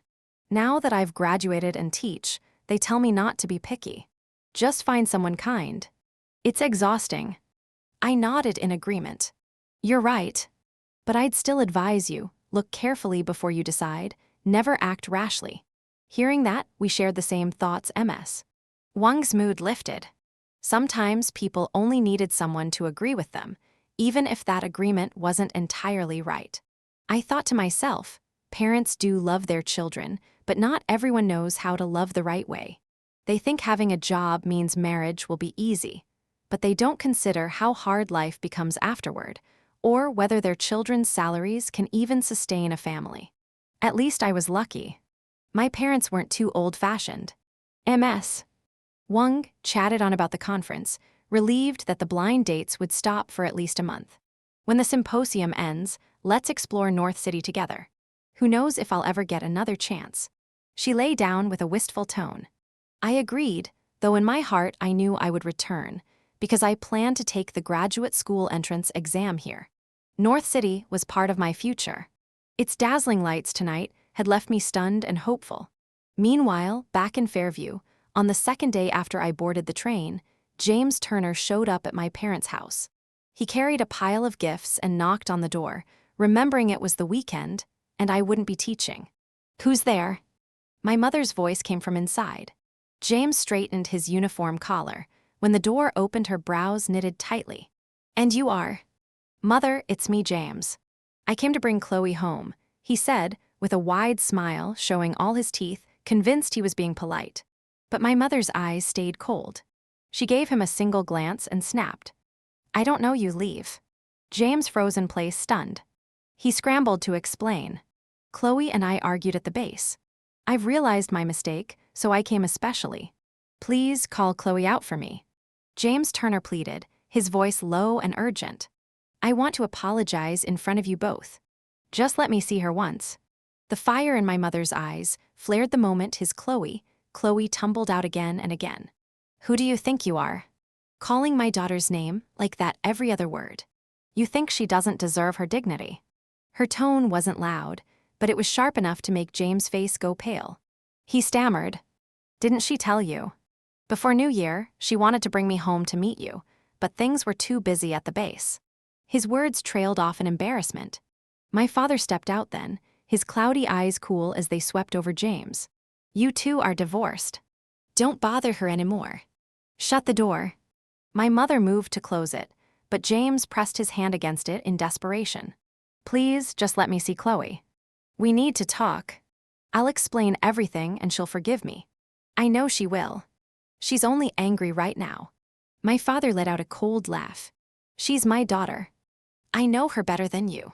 When she says it's over, it means she doesn't want anything to do with you. James shook his head stubbornly. No, she's just upset. She once told me she'd stay with me for life. I can't accept this. No matter what you say, I won't give up on her. Please, I'm begging you. Just let me see her. He bowed his head, his posture one of defeat. My father sneered. Keep pestering and I'll call the police. My mother huffed. You still dream of forgiveness. Let me tell you, this lifetime, it won't happen. You'll never be my son-in-law again. And in case you don't know, Chloe isn't even in Fairview anymore. You could wait here forever and never see her. There was relief in her voice as she said it, glad that I had left on a work trip to North City. James froze. Chloe isn't in Fairview. No, they must be lying to him. I just want to see her. I don't mean anything else, he insisted. Those words fell on deaf ears. My father's laugh was icy. You're a soldier, aren't you? Duty to the country above all. I won't say more, but if you keep harassing her, don't blame me for ruining your record. At that, James faltered, his defiance collapsing. Close the door. My father barked. If he's still out there, leave him. If he dares cause trouble again, we'll call the police. The door slammed shut, leaving James staring at the unyielding wood, his face twisted with confusion. For the first time, doubt began to creep in. Could it be true? Was Chloe really no longer in North City? Otherwise, why would she stay hidden, refusing to see him? Had she deliberately left to avoid him completely? He drifted away, lost in thought. For the next 3 days, James haunted the area outside my family's home. More than once, neighbors nearly mistook him for a thief and threatened to chase him off. By now, the entire housing compound knew about his failed marriage. No one sided with him. Instead, whispers circled. He hadn't cherished me, and this was the result. He told himself he'd given me good food, warm clothes, the best housing. If I overthought things, what else could he do? He was busy, always busy. And yet, there was no sign of me. Even after the students returned to school, I never appeared. At last, he had to accept it. I was truly gone. I had left North City, and he had no idea where I'd gone. My parents would never tell him. For the first time in his life, James felt a thin thread of hope snap inside him. He was unsettled, lost, not knowing what to do. James, don't stay here anymore. Anna Hart's voice broke through the murmurs of the crowd. She pushed her way forward, her face paled with worry. For days, James had been disappearing at dawn and returning late at night, sometimes not even going back to the hotel. She had been frantic searching for him, and now finding him like this, surrounded by scornful stares, made her heart ache. Inside, Anna's chest tightened with unease, but the moment James Turner spotted her, his eyes widened in anger. "What are you doing here?" He snapped. Chloe's parents had already despised him. Now with Anna showing up, their suspicions only deepened. His glare made Anna flinch. "I was just worried about you. Look at yourself. What have you turned into? Is it worth it destroying yourself over a woman?" Her voice carried a tone of reproach. My mother's words cut like a knife. "So this is your mistress. You came at the perfect time. Take your man and get him out of here. Don't let him show his face around here again." Anna's eyes lit up with false relief. She quickly grabbed at James's hand. "Let's go. Please, just leave with me." But James shoved her away harshly. "How long are you planning to follow me around? You know I'm begging Chloe to forgive me, yet you deliberately show up in front of her parents, making everything worse. What exactly do you want from me?" He staggered a step back, then turned. "I have no relationship with you. The only wife I've ever had is Chloe. Stop twisting it." That single sentence pierced Anna's chest like a blade. She hadn't expected him to tear away her mask so bluntly, right there in front of everyone. My mother's lips curled in a cold smile. "So it's you, the mistress who stole my daughter's husband. Well, my daughter already said she's handing him over. Congratulations. I wish you both happiness. But hear me clearly. If I ever see him in this compound again, throw him out on sight. I don't want that man anywhere near us." Gasps and whispers spread. The crowd's disapproving stares sharpened into disgust. So she really is a home wrecker. Shameful. Get out of here. Don't poison the children. Anna's face flushed white, then crimson, then white again. Humiliation burned her, but she could do nothing but clench her teeth. "James," she whispered desperately, "you're just gonna stand there and let them insult me like this. Please, let's just go." She reached for his arm again. James shook her off. "I'll go on my own." Then, without another glance, he strode away from the compound. Chloe was no longer here. There was no point in staying. Anna watched him storm off, too afraid to pull him back. Silently, she followed her heart, knotted with regret. She knew she had acted recklessly this time. Yet until James truly let go of Chloe, she would never feel secure. What if one day Chloe forgave him and returned? Then where would that leave her? Just a few steps outside the compound, they ran into Samuel White, suitcase in hand, preparing to leave for a work trip. "Daddy, if you see Mommy, please tell her I miss her." Little Grace clung to her grandfather's arms, reluctant to let go. Samuel stroked her hair gently. "Daddy promises." "Mister." White chuckled. "Why is it that Aunt Chloe is the only one this little one ever clings to?" Samuel's voice was calm. "Once this trip is done, I'll take Grace to her maternal grandparents. It's been too long since they've seen her." At the mention of his late wife, Mr. White sighed, you're right. It's time. You've been back for a while already. Let your mother and me take her. You focus on your work. We'll explain everything to her grandparents. They'll understand. Samuel nodded. All right, but don't spoil her too much. Discipline is still important. Despite the firmness in his words, his eyes lingered on his daughter with deep reluctance. Grace's lashes glistened with unshed tears. She hadn't been apart from him in so long. We don't spoil her. Mister, White said, giving him a mock glare. She's a good girl, but she lost her mother so young. If we don't on her a little more now, it's only natural. Still, we'll make sure she learns what's right. Samuel didn't look convinced, but he said no more. Before Grace could burst into tears, he tugged his suitcase and turned to leave. Just as he was about to catch the bus, a cold voice stopped him. Where do you think you're going? Samuel froze. Every word of his earlier conversation had been overheard. James Turner stood there, eyes sharp as blades. Samuel's brow furrowed. What do you want? Behind him, Anna shifted nervously, shaking her head. I don't know what he's planning. James's gaze swept over them. I see an unrelenting. A man who's already been married once. Why are you still clinging to Chloe when you already have a child? Tell me now. Where did you take her? James Turner demanded. Samuel White let out a short laugh. And who do you think you are to question me? Didn't I make myself clear enough last time? He was never patient when dealing with outsiders, but James ignored the warning. All he cared about now was news of Chloe. Tell me, where is Chloe? James's voice trembled with urgency. Samuel frowned, brushed him aside, and hauled his suitcase onto the bus. There's nothing to say.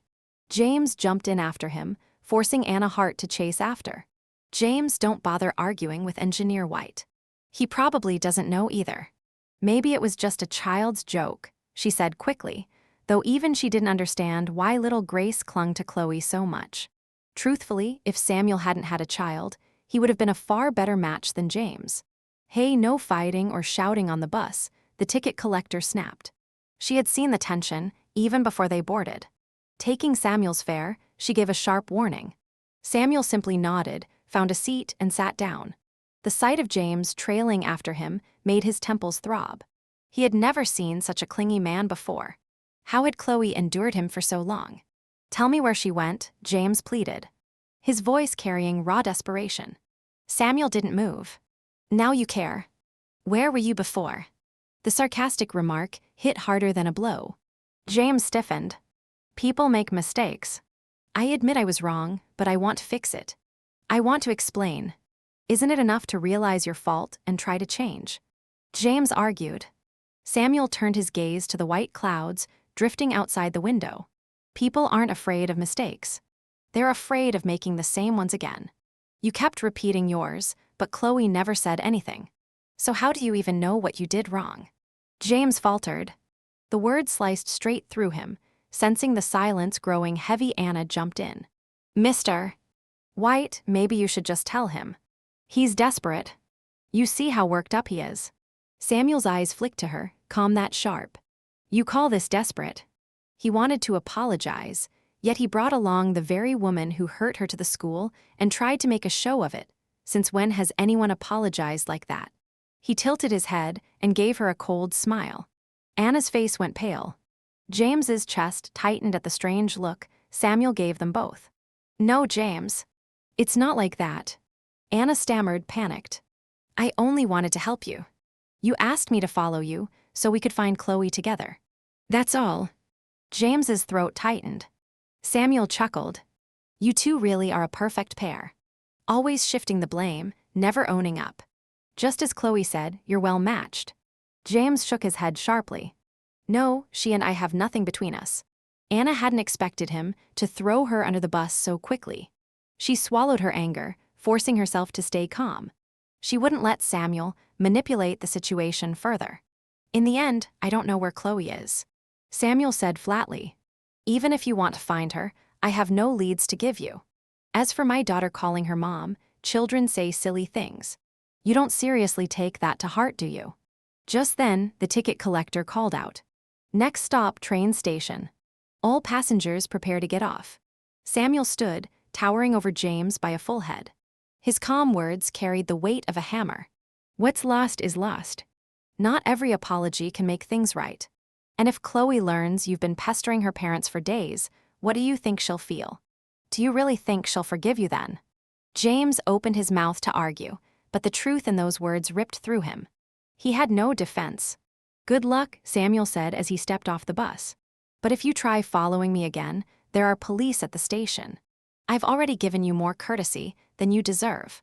James sat frozen, watching his figure disappear. The ticket collector, seeing no pursuit, moved on.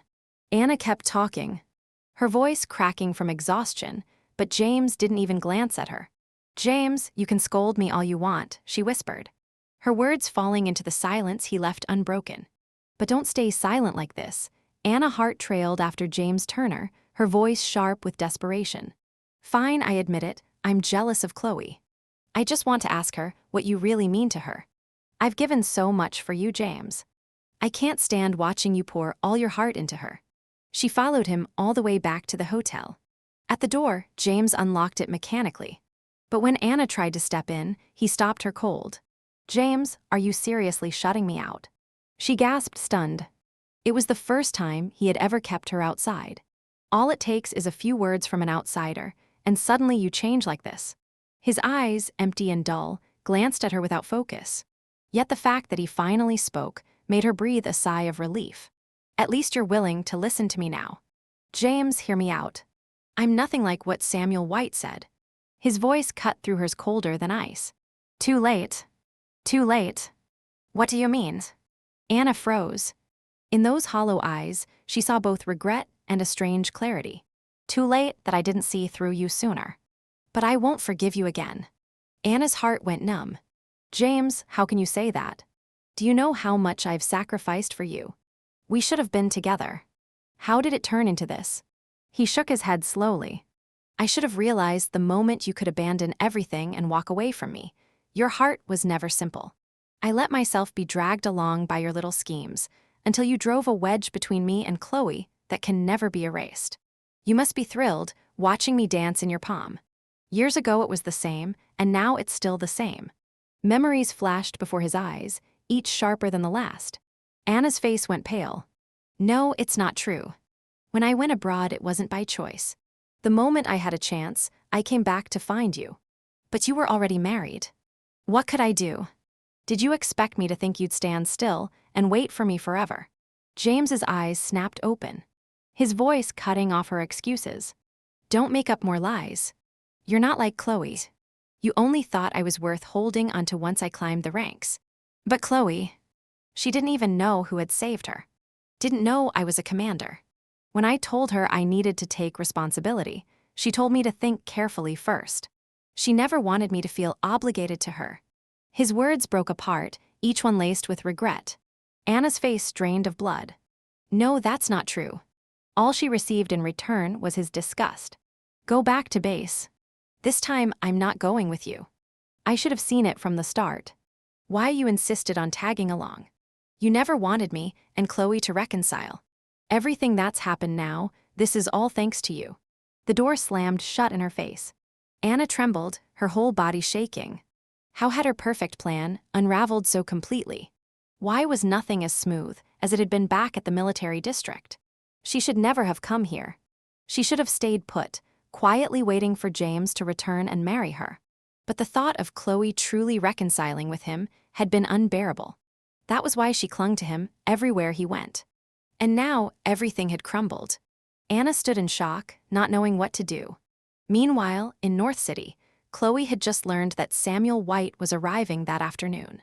Coincidentally, she had half a day off, so she decided to meet him at the station and take the chance to stroll around the city.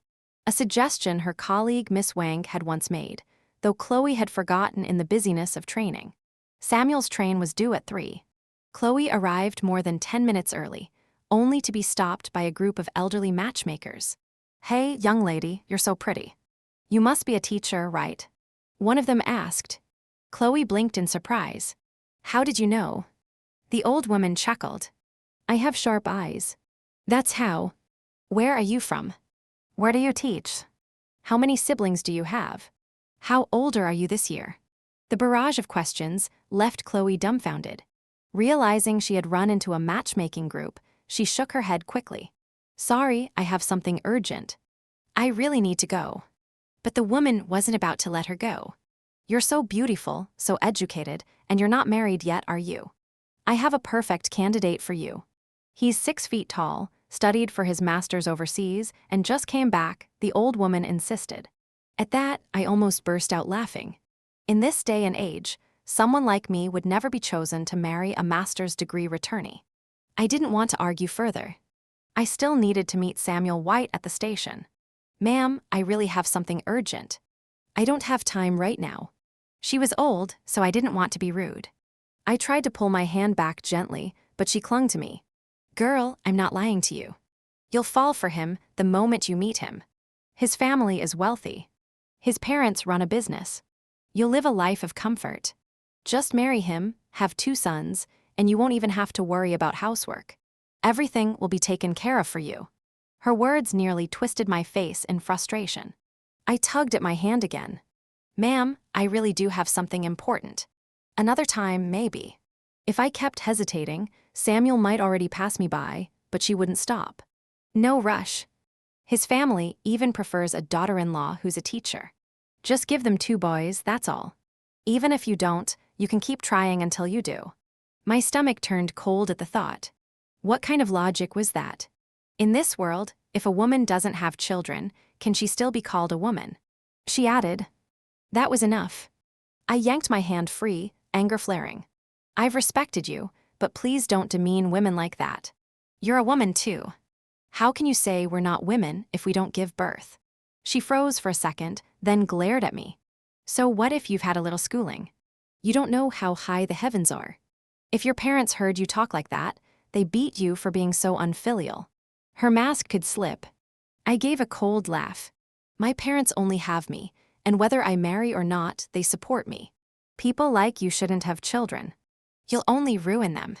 I had planned to just keep the peace, but her words were too vicious. You insolent girl. No wonder you're still single. Today, I'll teach you a lesson on behalf of your parents. She snapped, raising her hand to hit me. The crowd swelled with onlookers. I couldn't strike back.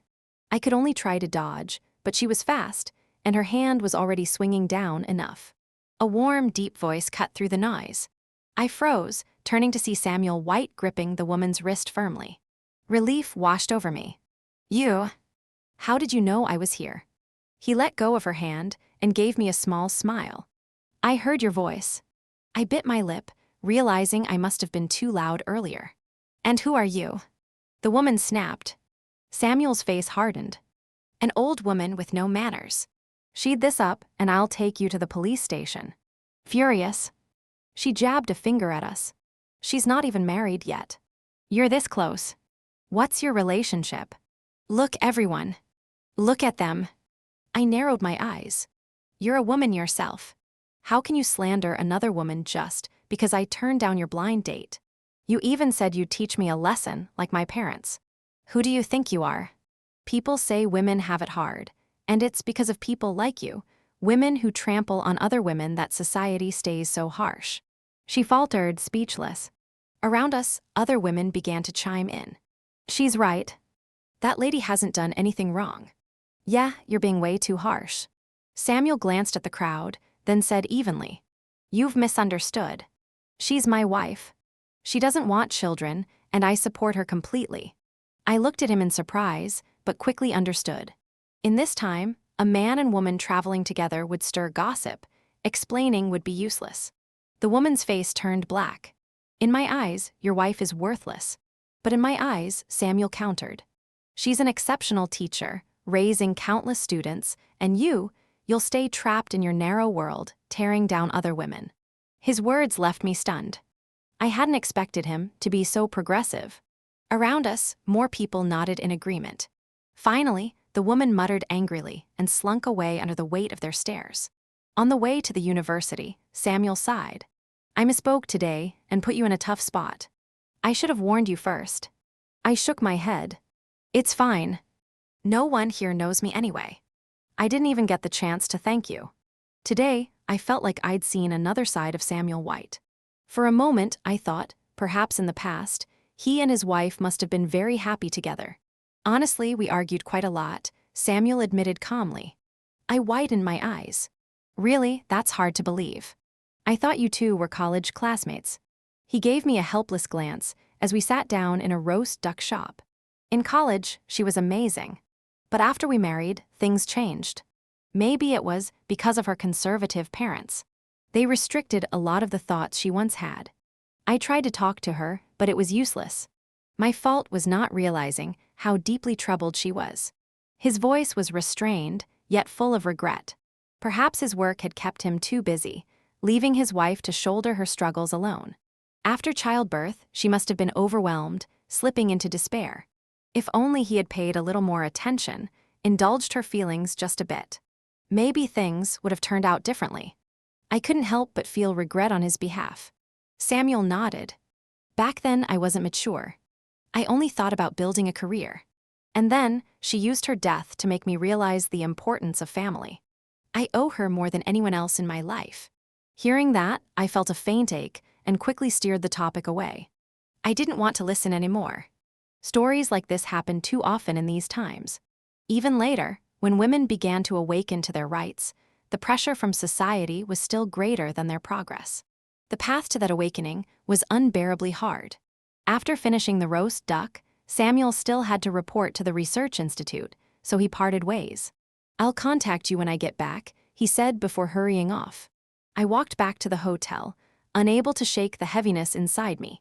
Yet everything that had happened today only strengthened my resolve to take the graduate school exam to grow stronger.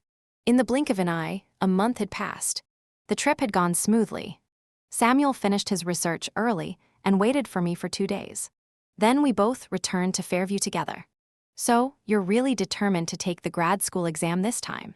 he asked, noticing the book in my hand. I nodded.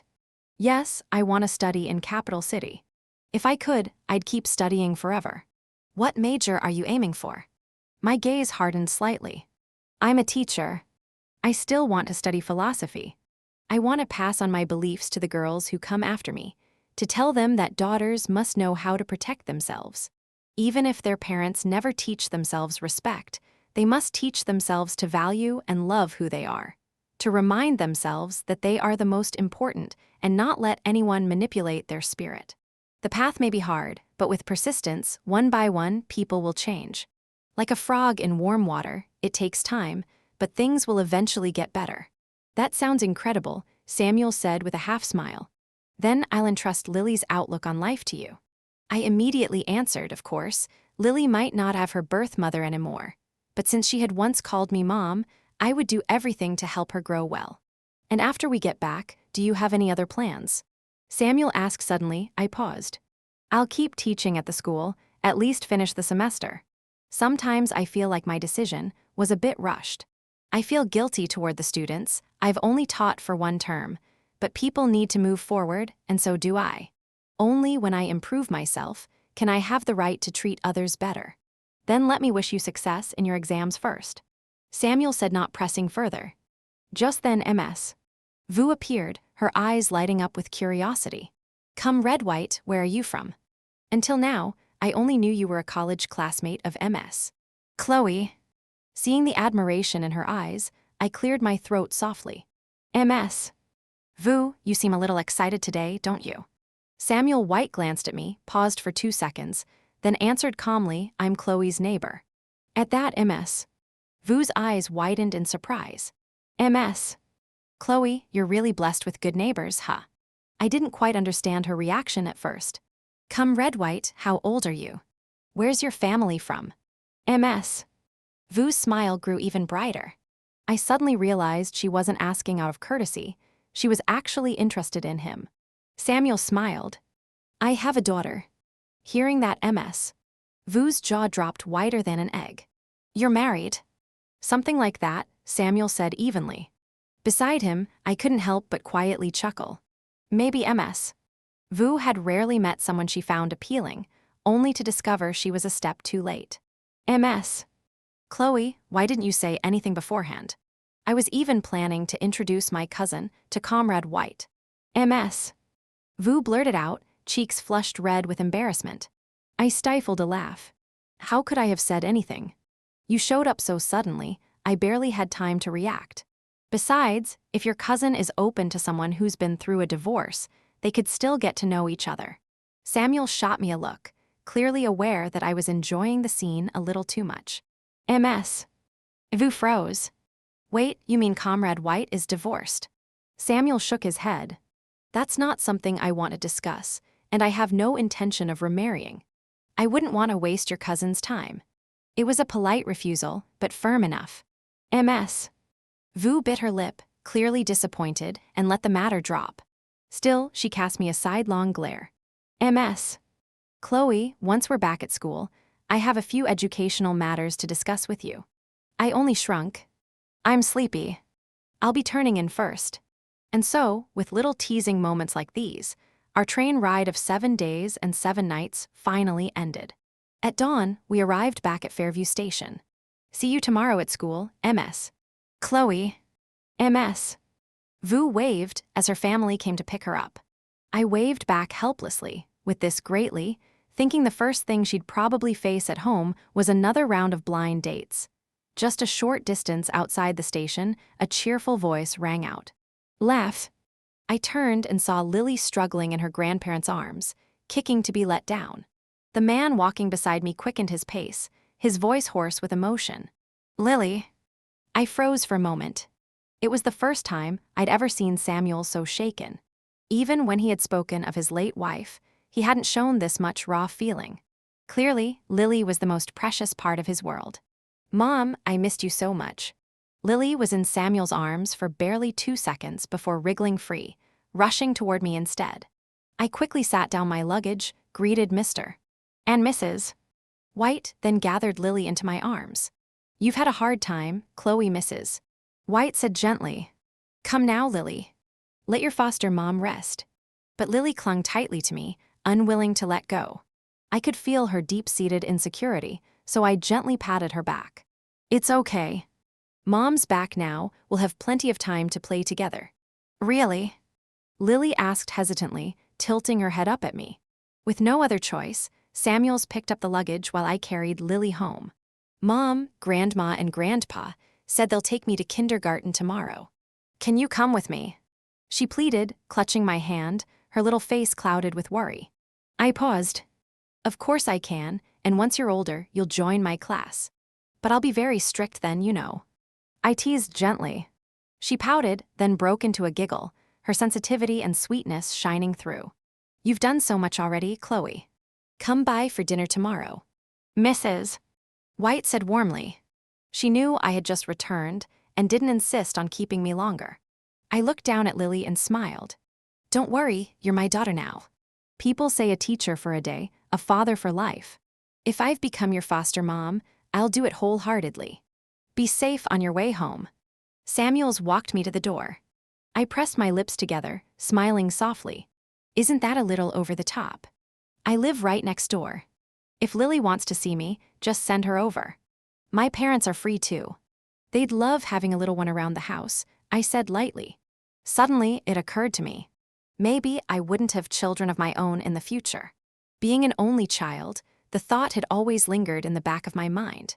Perhaps letting Lily fill that place of closeness wasn't such a bad thing after all. Samuel froze for a few seconds, then simply nodded. All right. Satisfied, I turned to leave. I caught a glimpse of him shaking his head helplessly behind me, though the corner of his lips curved in the faintest smile.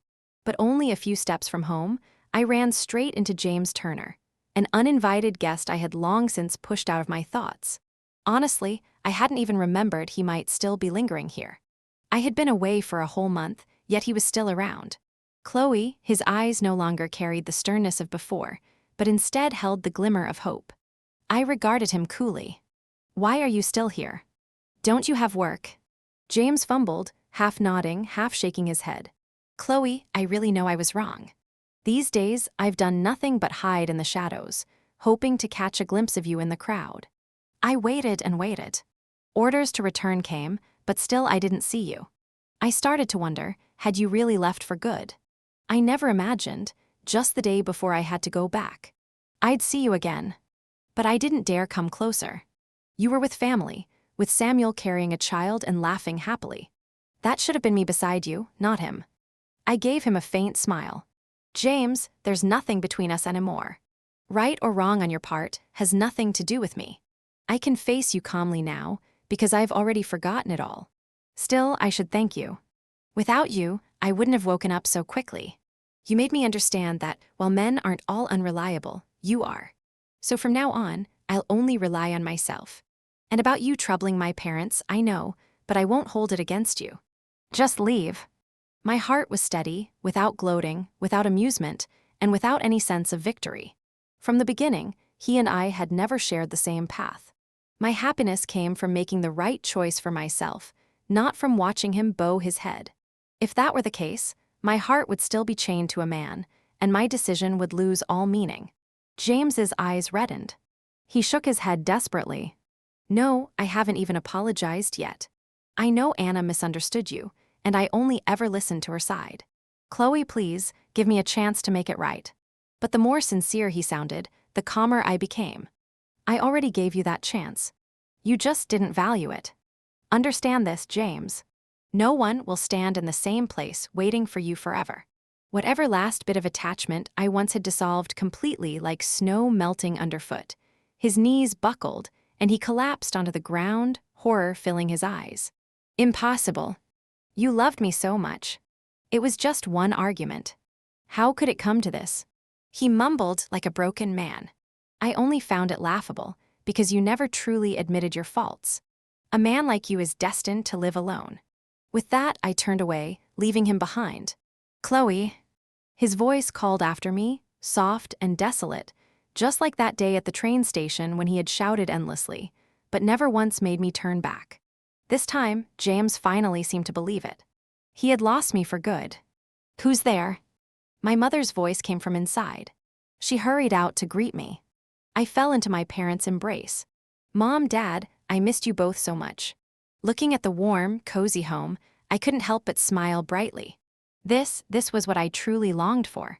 I told my parents about my plan to take the graduate school entrance exams.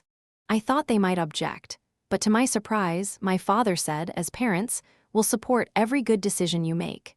Back then, when you wanted to marry far away, we tried to stop you.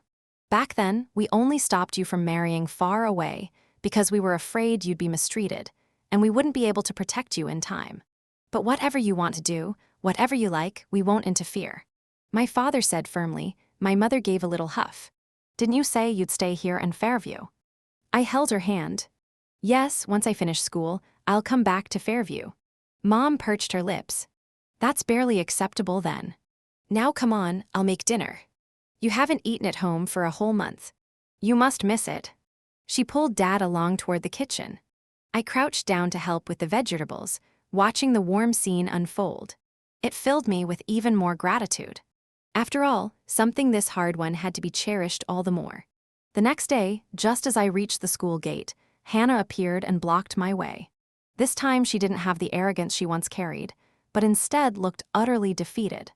I just need a moment, please, really, just a little, she said weakly. I was about to refuse, but curiosity got the better of me. I wanted to see what she was plotting now. So I nodded. 5 minutes. Her jaw clenched fine. She had always been the one giving orders, and now she had to bend. We sat in a small cafe near the school. Hannah came straight to the point. Chloe, I admit it. You've won. Now James only wants you. You must be happy, right? I pulled at the corner of my lips and stood. If you called me here just to say that, I don't have time. Grinding her teeth, she grabbed my sleeve. I won't fight you anymore. You can have James. He's in pieces right now. Even calls your name in his sleep. I'm letting go, Chloe. I'm giving him to you. I narrowed my eyes, finding it almost laughable. What I don't want, I definitely don't need from you. Her face froze. What do you mean? I mean, James and I are done. Whatever happens between you and him isn't my concern. You scheme to come between us, so be ready for the outcome. Don't dump him back on me like some piece of garbage. You started this mess. You clean it up. I'm not your trash bin. Her whole body trembled with rage. She jumped up. What gives you the right to talk about him that way? I rose too. Everything that happened was because of you. With that, I turned and walked out of the cafe, leaving her words behind me. From that moment, the past was truly over. Time slipped by, and I never saw James again. Maybe he had finally left. These days, sometimes Samuel would come to pick me up after classes, bringing Lily along. It had become a quiet routine. But this time, he came alone. Why just you today? I asked, glancing around, half expecting Lily to jump out from behind something. He gave a small smile because I have something I want to talk to you about, so I didn't bring her. I blanked in surprise and nodded. What is it? Let's walk. He started ahead. I followed, puzzled by his silence. After a few minutes, he suddenly stopped, turning to me with a complicated look. Chloe, have you ever thought about remarrying? I shook my head almost instinctively. No. He froze, clearly not expecting such a quick answer. I realized immediately what he meant, and a flush crept up my cheeks. I turned my face aside in embarrassment. So Samuel had feelings for me. He cleared his throat. Lily's close with you, and my parents have been pressing me to find her a mother, so his voice trailed off awkwardly, as if using them as an excuse softened the weight of what he wanted to say. I see. I gave a small, forced laugh, then studied myself and looked straight at him. Samuel, I really don't intend to remarry. My parents aren't pushing me either. If I could, I'd rather not marry again for the rest of my life. If you're just looking for someone to appease your parents, then you've chosen the wrong person. We had both been circling around the truth. He fell silent, his eyes still carrying a hint of surprise. I went on firmly, but Lily will always be my daughter. No matter how many mothers she may have in the future, that's a promise. Samuel took my quiet refusal with a small smile. That's fine then. We exchanged a couple of awkward laughs, and before long, we reached the housing compound. The words left unsaid were left hanging, destined to stay in that day. I thought to myself, that's enough. No need to make it heavier. Just then, Lily ran out of my house, her little legs carrying her as fast as they could. Mom, Grandpa wouldn't let me go with you. She puffed up her cheeks in protest. I chuckled and ruffled her hair. That's your dad's fault, not mine. Watching us, Samuel's lips curved into a faint smile. The road ahead was still long, but maybe this was enough. The setting sun stretched our shadows across the ground. My name is James Turner. The first time I met Chloe Warren was the day she came to take charge of a new class. By chance, I had the day off. I was passing by the training camp's lake when I saw her slip and fall into the water. I didn't think twice, saving her was all that mattered. I jumped in without hesitation. Luckily, I reached her in time. She only swallowed a few gulps of water. That was the first time I saw her clearly. Rising out of the water, she looked like a lotus blooming at dawn. Her gentle eyes, her grateful smile, they made me freeze. My heart thudded wildly. Back then, I didn't know it was the stirrings of love. My buddies teased me, saying I should take responsibility. I held on to that thought, so I asked her straight out if she would marry me. I thought she'd laugh in my face, but instead she paused, then nodded. Well then, Comrade Turner, I look forward to your guidance, she said, extending her slender hand with a bright smile. My heart pounded again, even harder. I didn't realize it yet, but that was when I truly liked her. After we married, our once empty home filled with warmth. She fussed over my health, sometimes crying red-eyed when I returned too late. No matter the hour, a hot meal always waited, and she always stayed up for me. By day, she was the best teacher at the compound school, always ready to help anyone who asked. By night, she sewed with careful hands, the devoted wife who made me want to rush home after every shift. And still, I didn't know it was love. To everyone else, she was the perfect wife, the admired military spouse, but I didn't cherish her. I don't know when it started to change. Maybe 2 months after we married, when Hannah came back from overseas, Chloe was quiet, gentle. Hannah was fiery, passionate. Foolishly, my Libra's balance tipped toward Hannah. Why? I still can't answer. My comrades warned me. Hannah abandoned you once. Your wife didn't. Value her. Keep your distance from that woman. But I told myself, women shouldn't be jealous. I was a soldier. I would never bow my head to jealousy, and so Chloe, my gentle, patient wife, ended up crying and fighting with me countless times. Only later did I realize those tears meant she cared. Then came the day she lost our child. She stopped fighting altogether.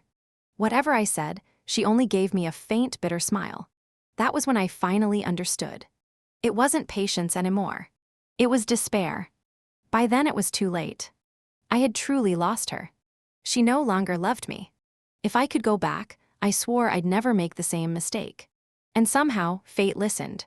I opened my eyes and found myself back 5 months after our wedding. This time, I avoided Hannah completely. I came home on time every day, determined to be good to Chloe. At first, her eyes flickered with surprise, then with joy. Later, our son was born. Sweet, obedient, a beautiful child. I took Chloe back to Fairview so she could stay close to her parents. Every leave I came straight home. Eventually, I even requested a transfer to Fairview, settling there permanently. Her parents were pleased. I was truly happy. But then I'd wake in the dead of night, heart pounding, and realize it had only been a dream. I had lost Chloe forever. My name is Lily. I have a foster mother named Chloe Warren, but I only call her Mom. From the time I was little, she treated me with love. She always told me never to forget my real mother. Because without her, I wouldn't exist. When I was 4 years old, Mom passed her graduate exam in North City. I was gone for 3 years. But during those 3 years, Mom never once forgot me. She sent me toys, books, and everything else a child could want. Afterward, she continued her doctorate. Because my grandparents were getting old, she decided to return. By day, she taught her students. By night, she taught me knowledge. She said, "You must learn to protect yourself. Don't trust every word people say. The world doesn't teach boys not to bully girls, but you must learn to defend yourself." When kids teased me for not having a mother, my foster mom stood up for me. I was lucky.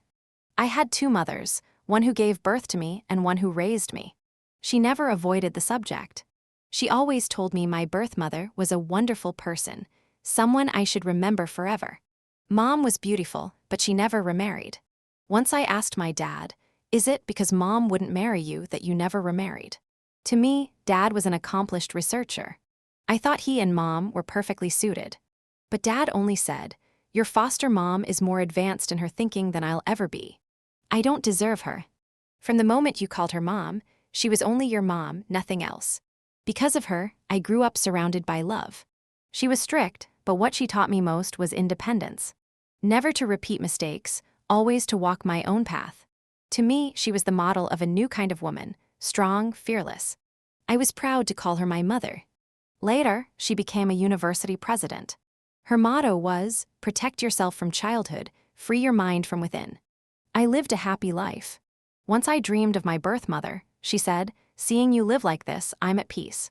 Please thank your foster mom for me." People often praise my father for being loyal to his late wife. But I knew he had feelings for Mom too. Still, she was someone destined for greater things, someone who never belonged to anyone. When I grew up, I understood. I had 4 grandparents, a father and a mother who raised me. I was truly blessed. If there's a next life, I still want to be her child. 55 years later, Chloe Warren was 70 and retired, but she never gave up learning.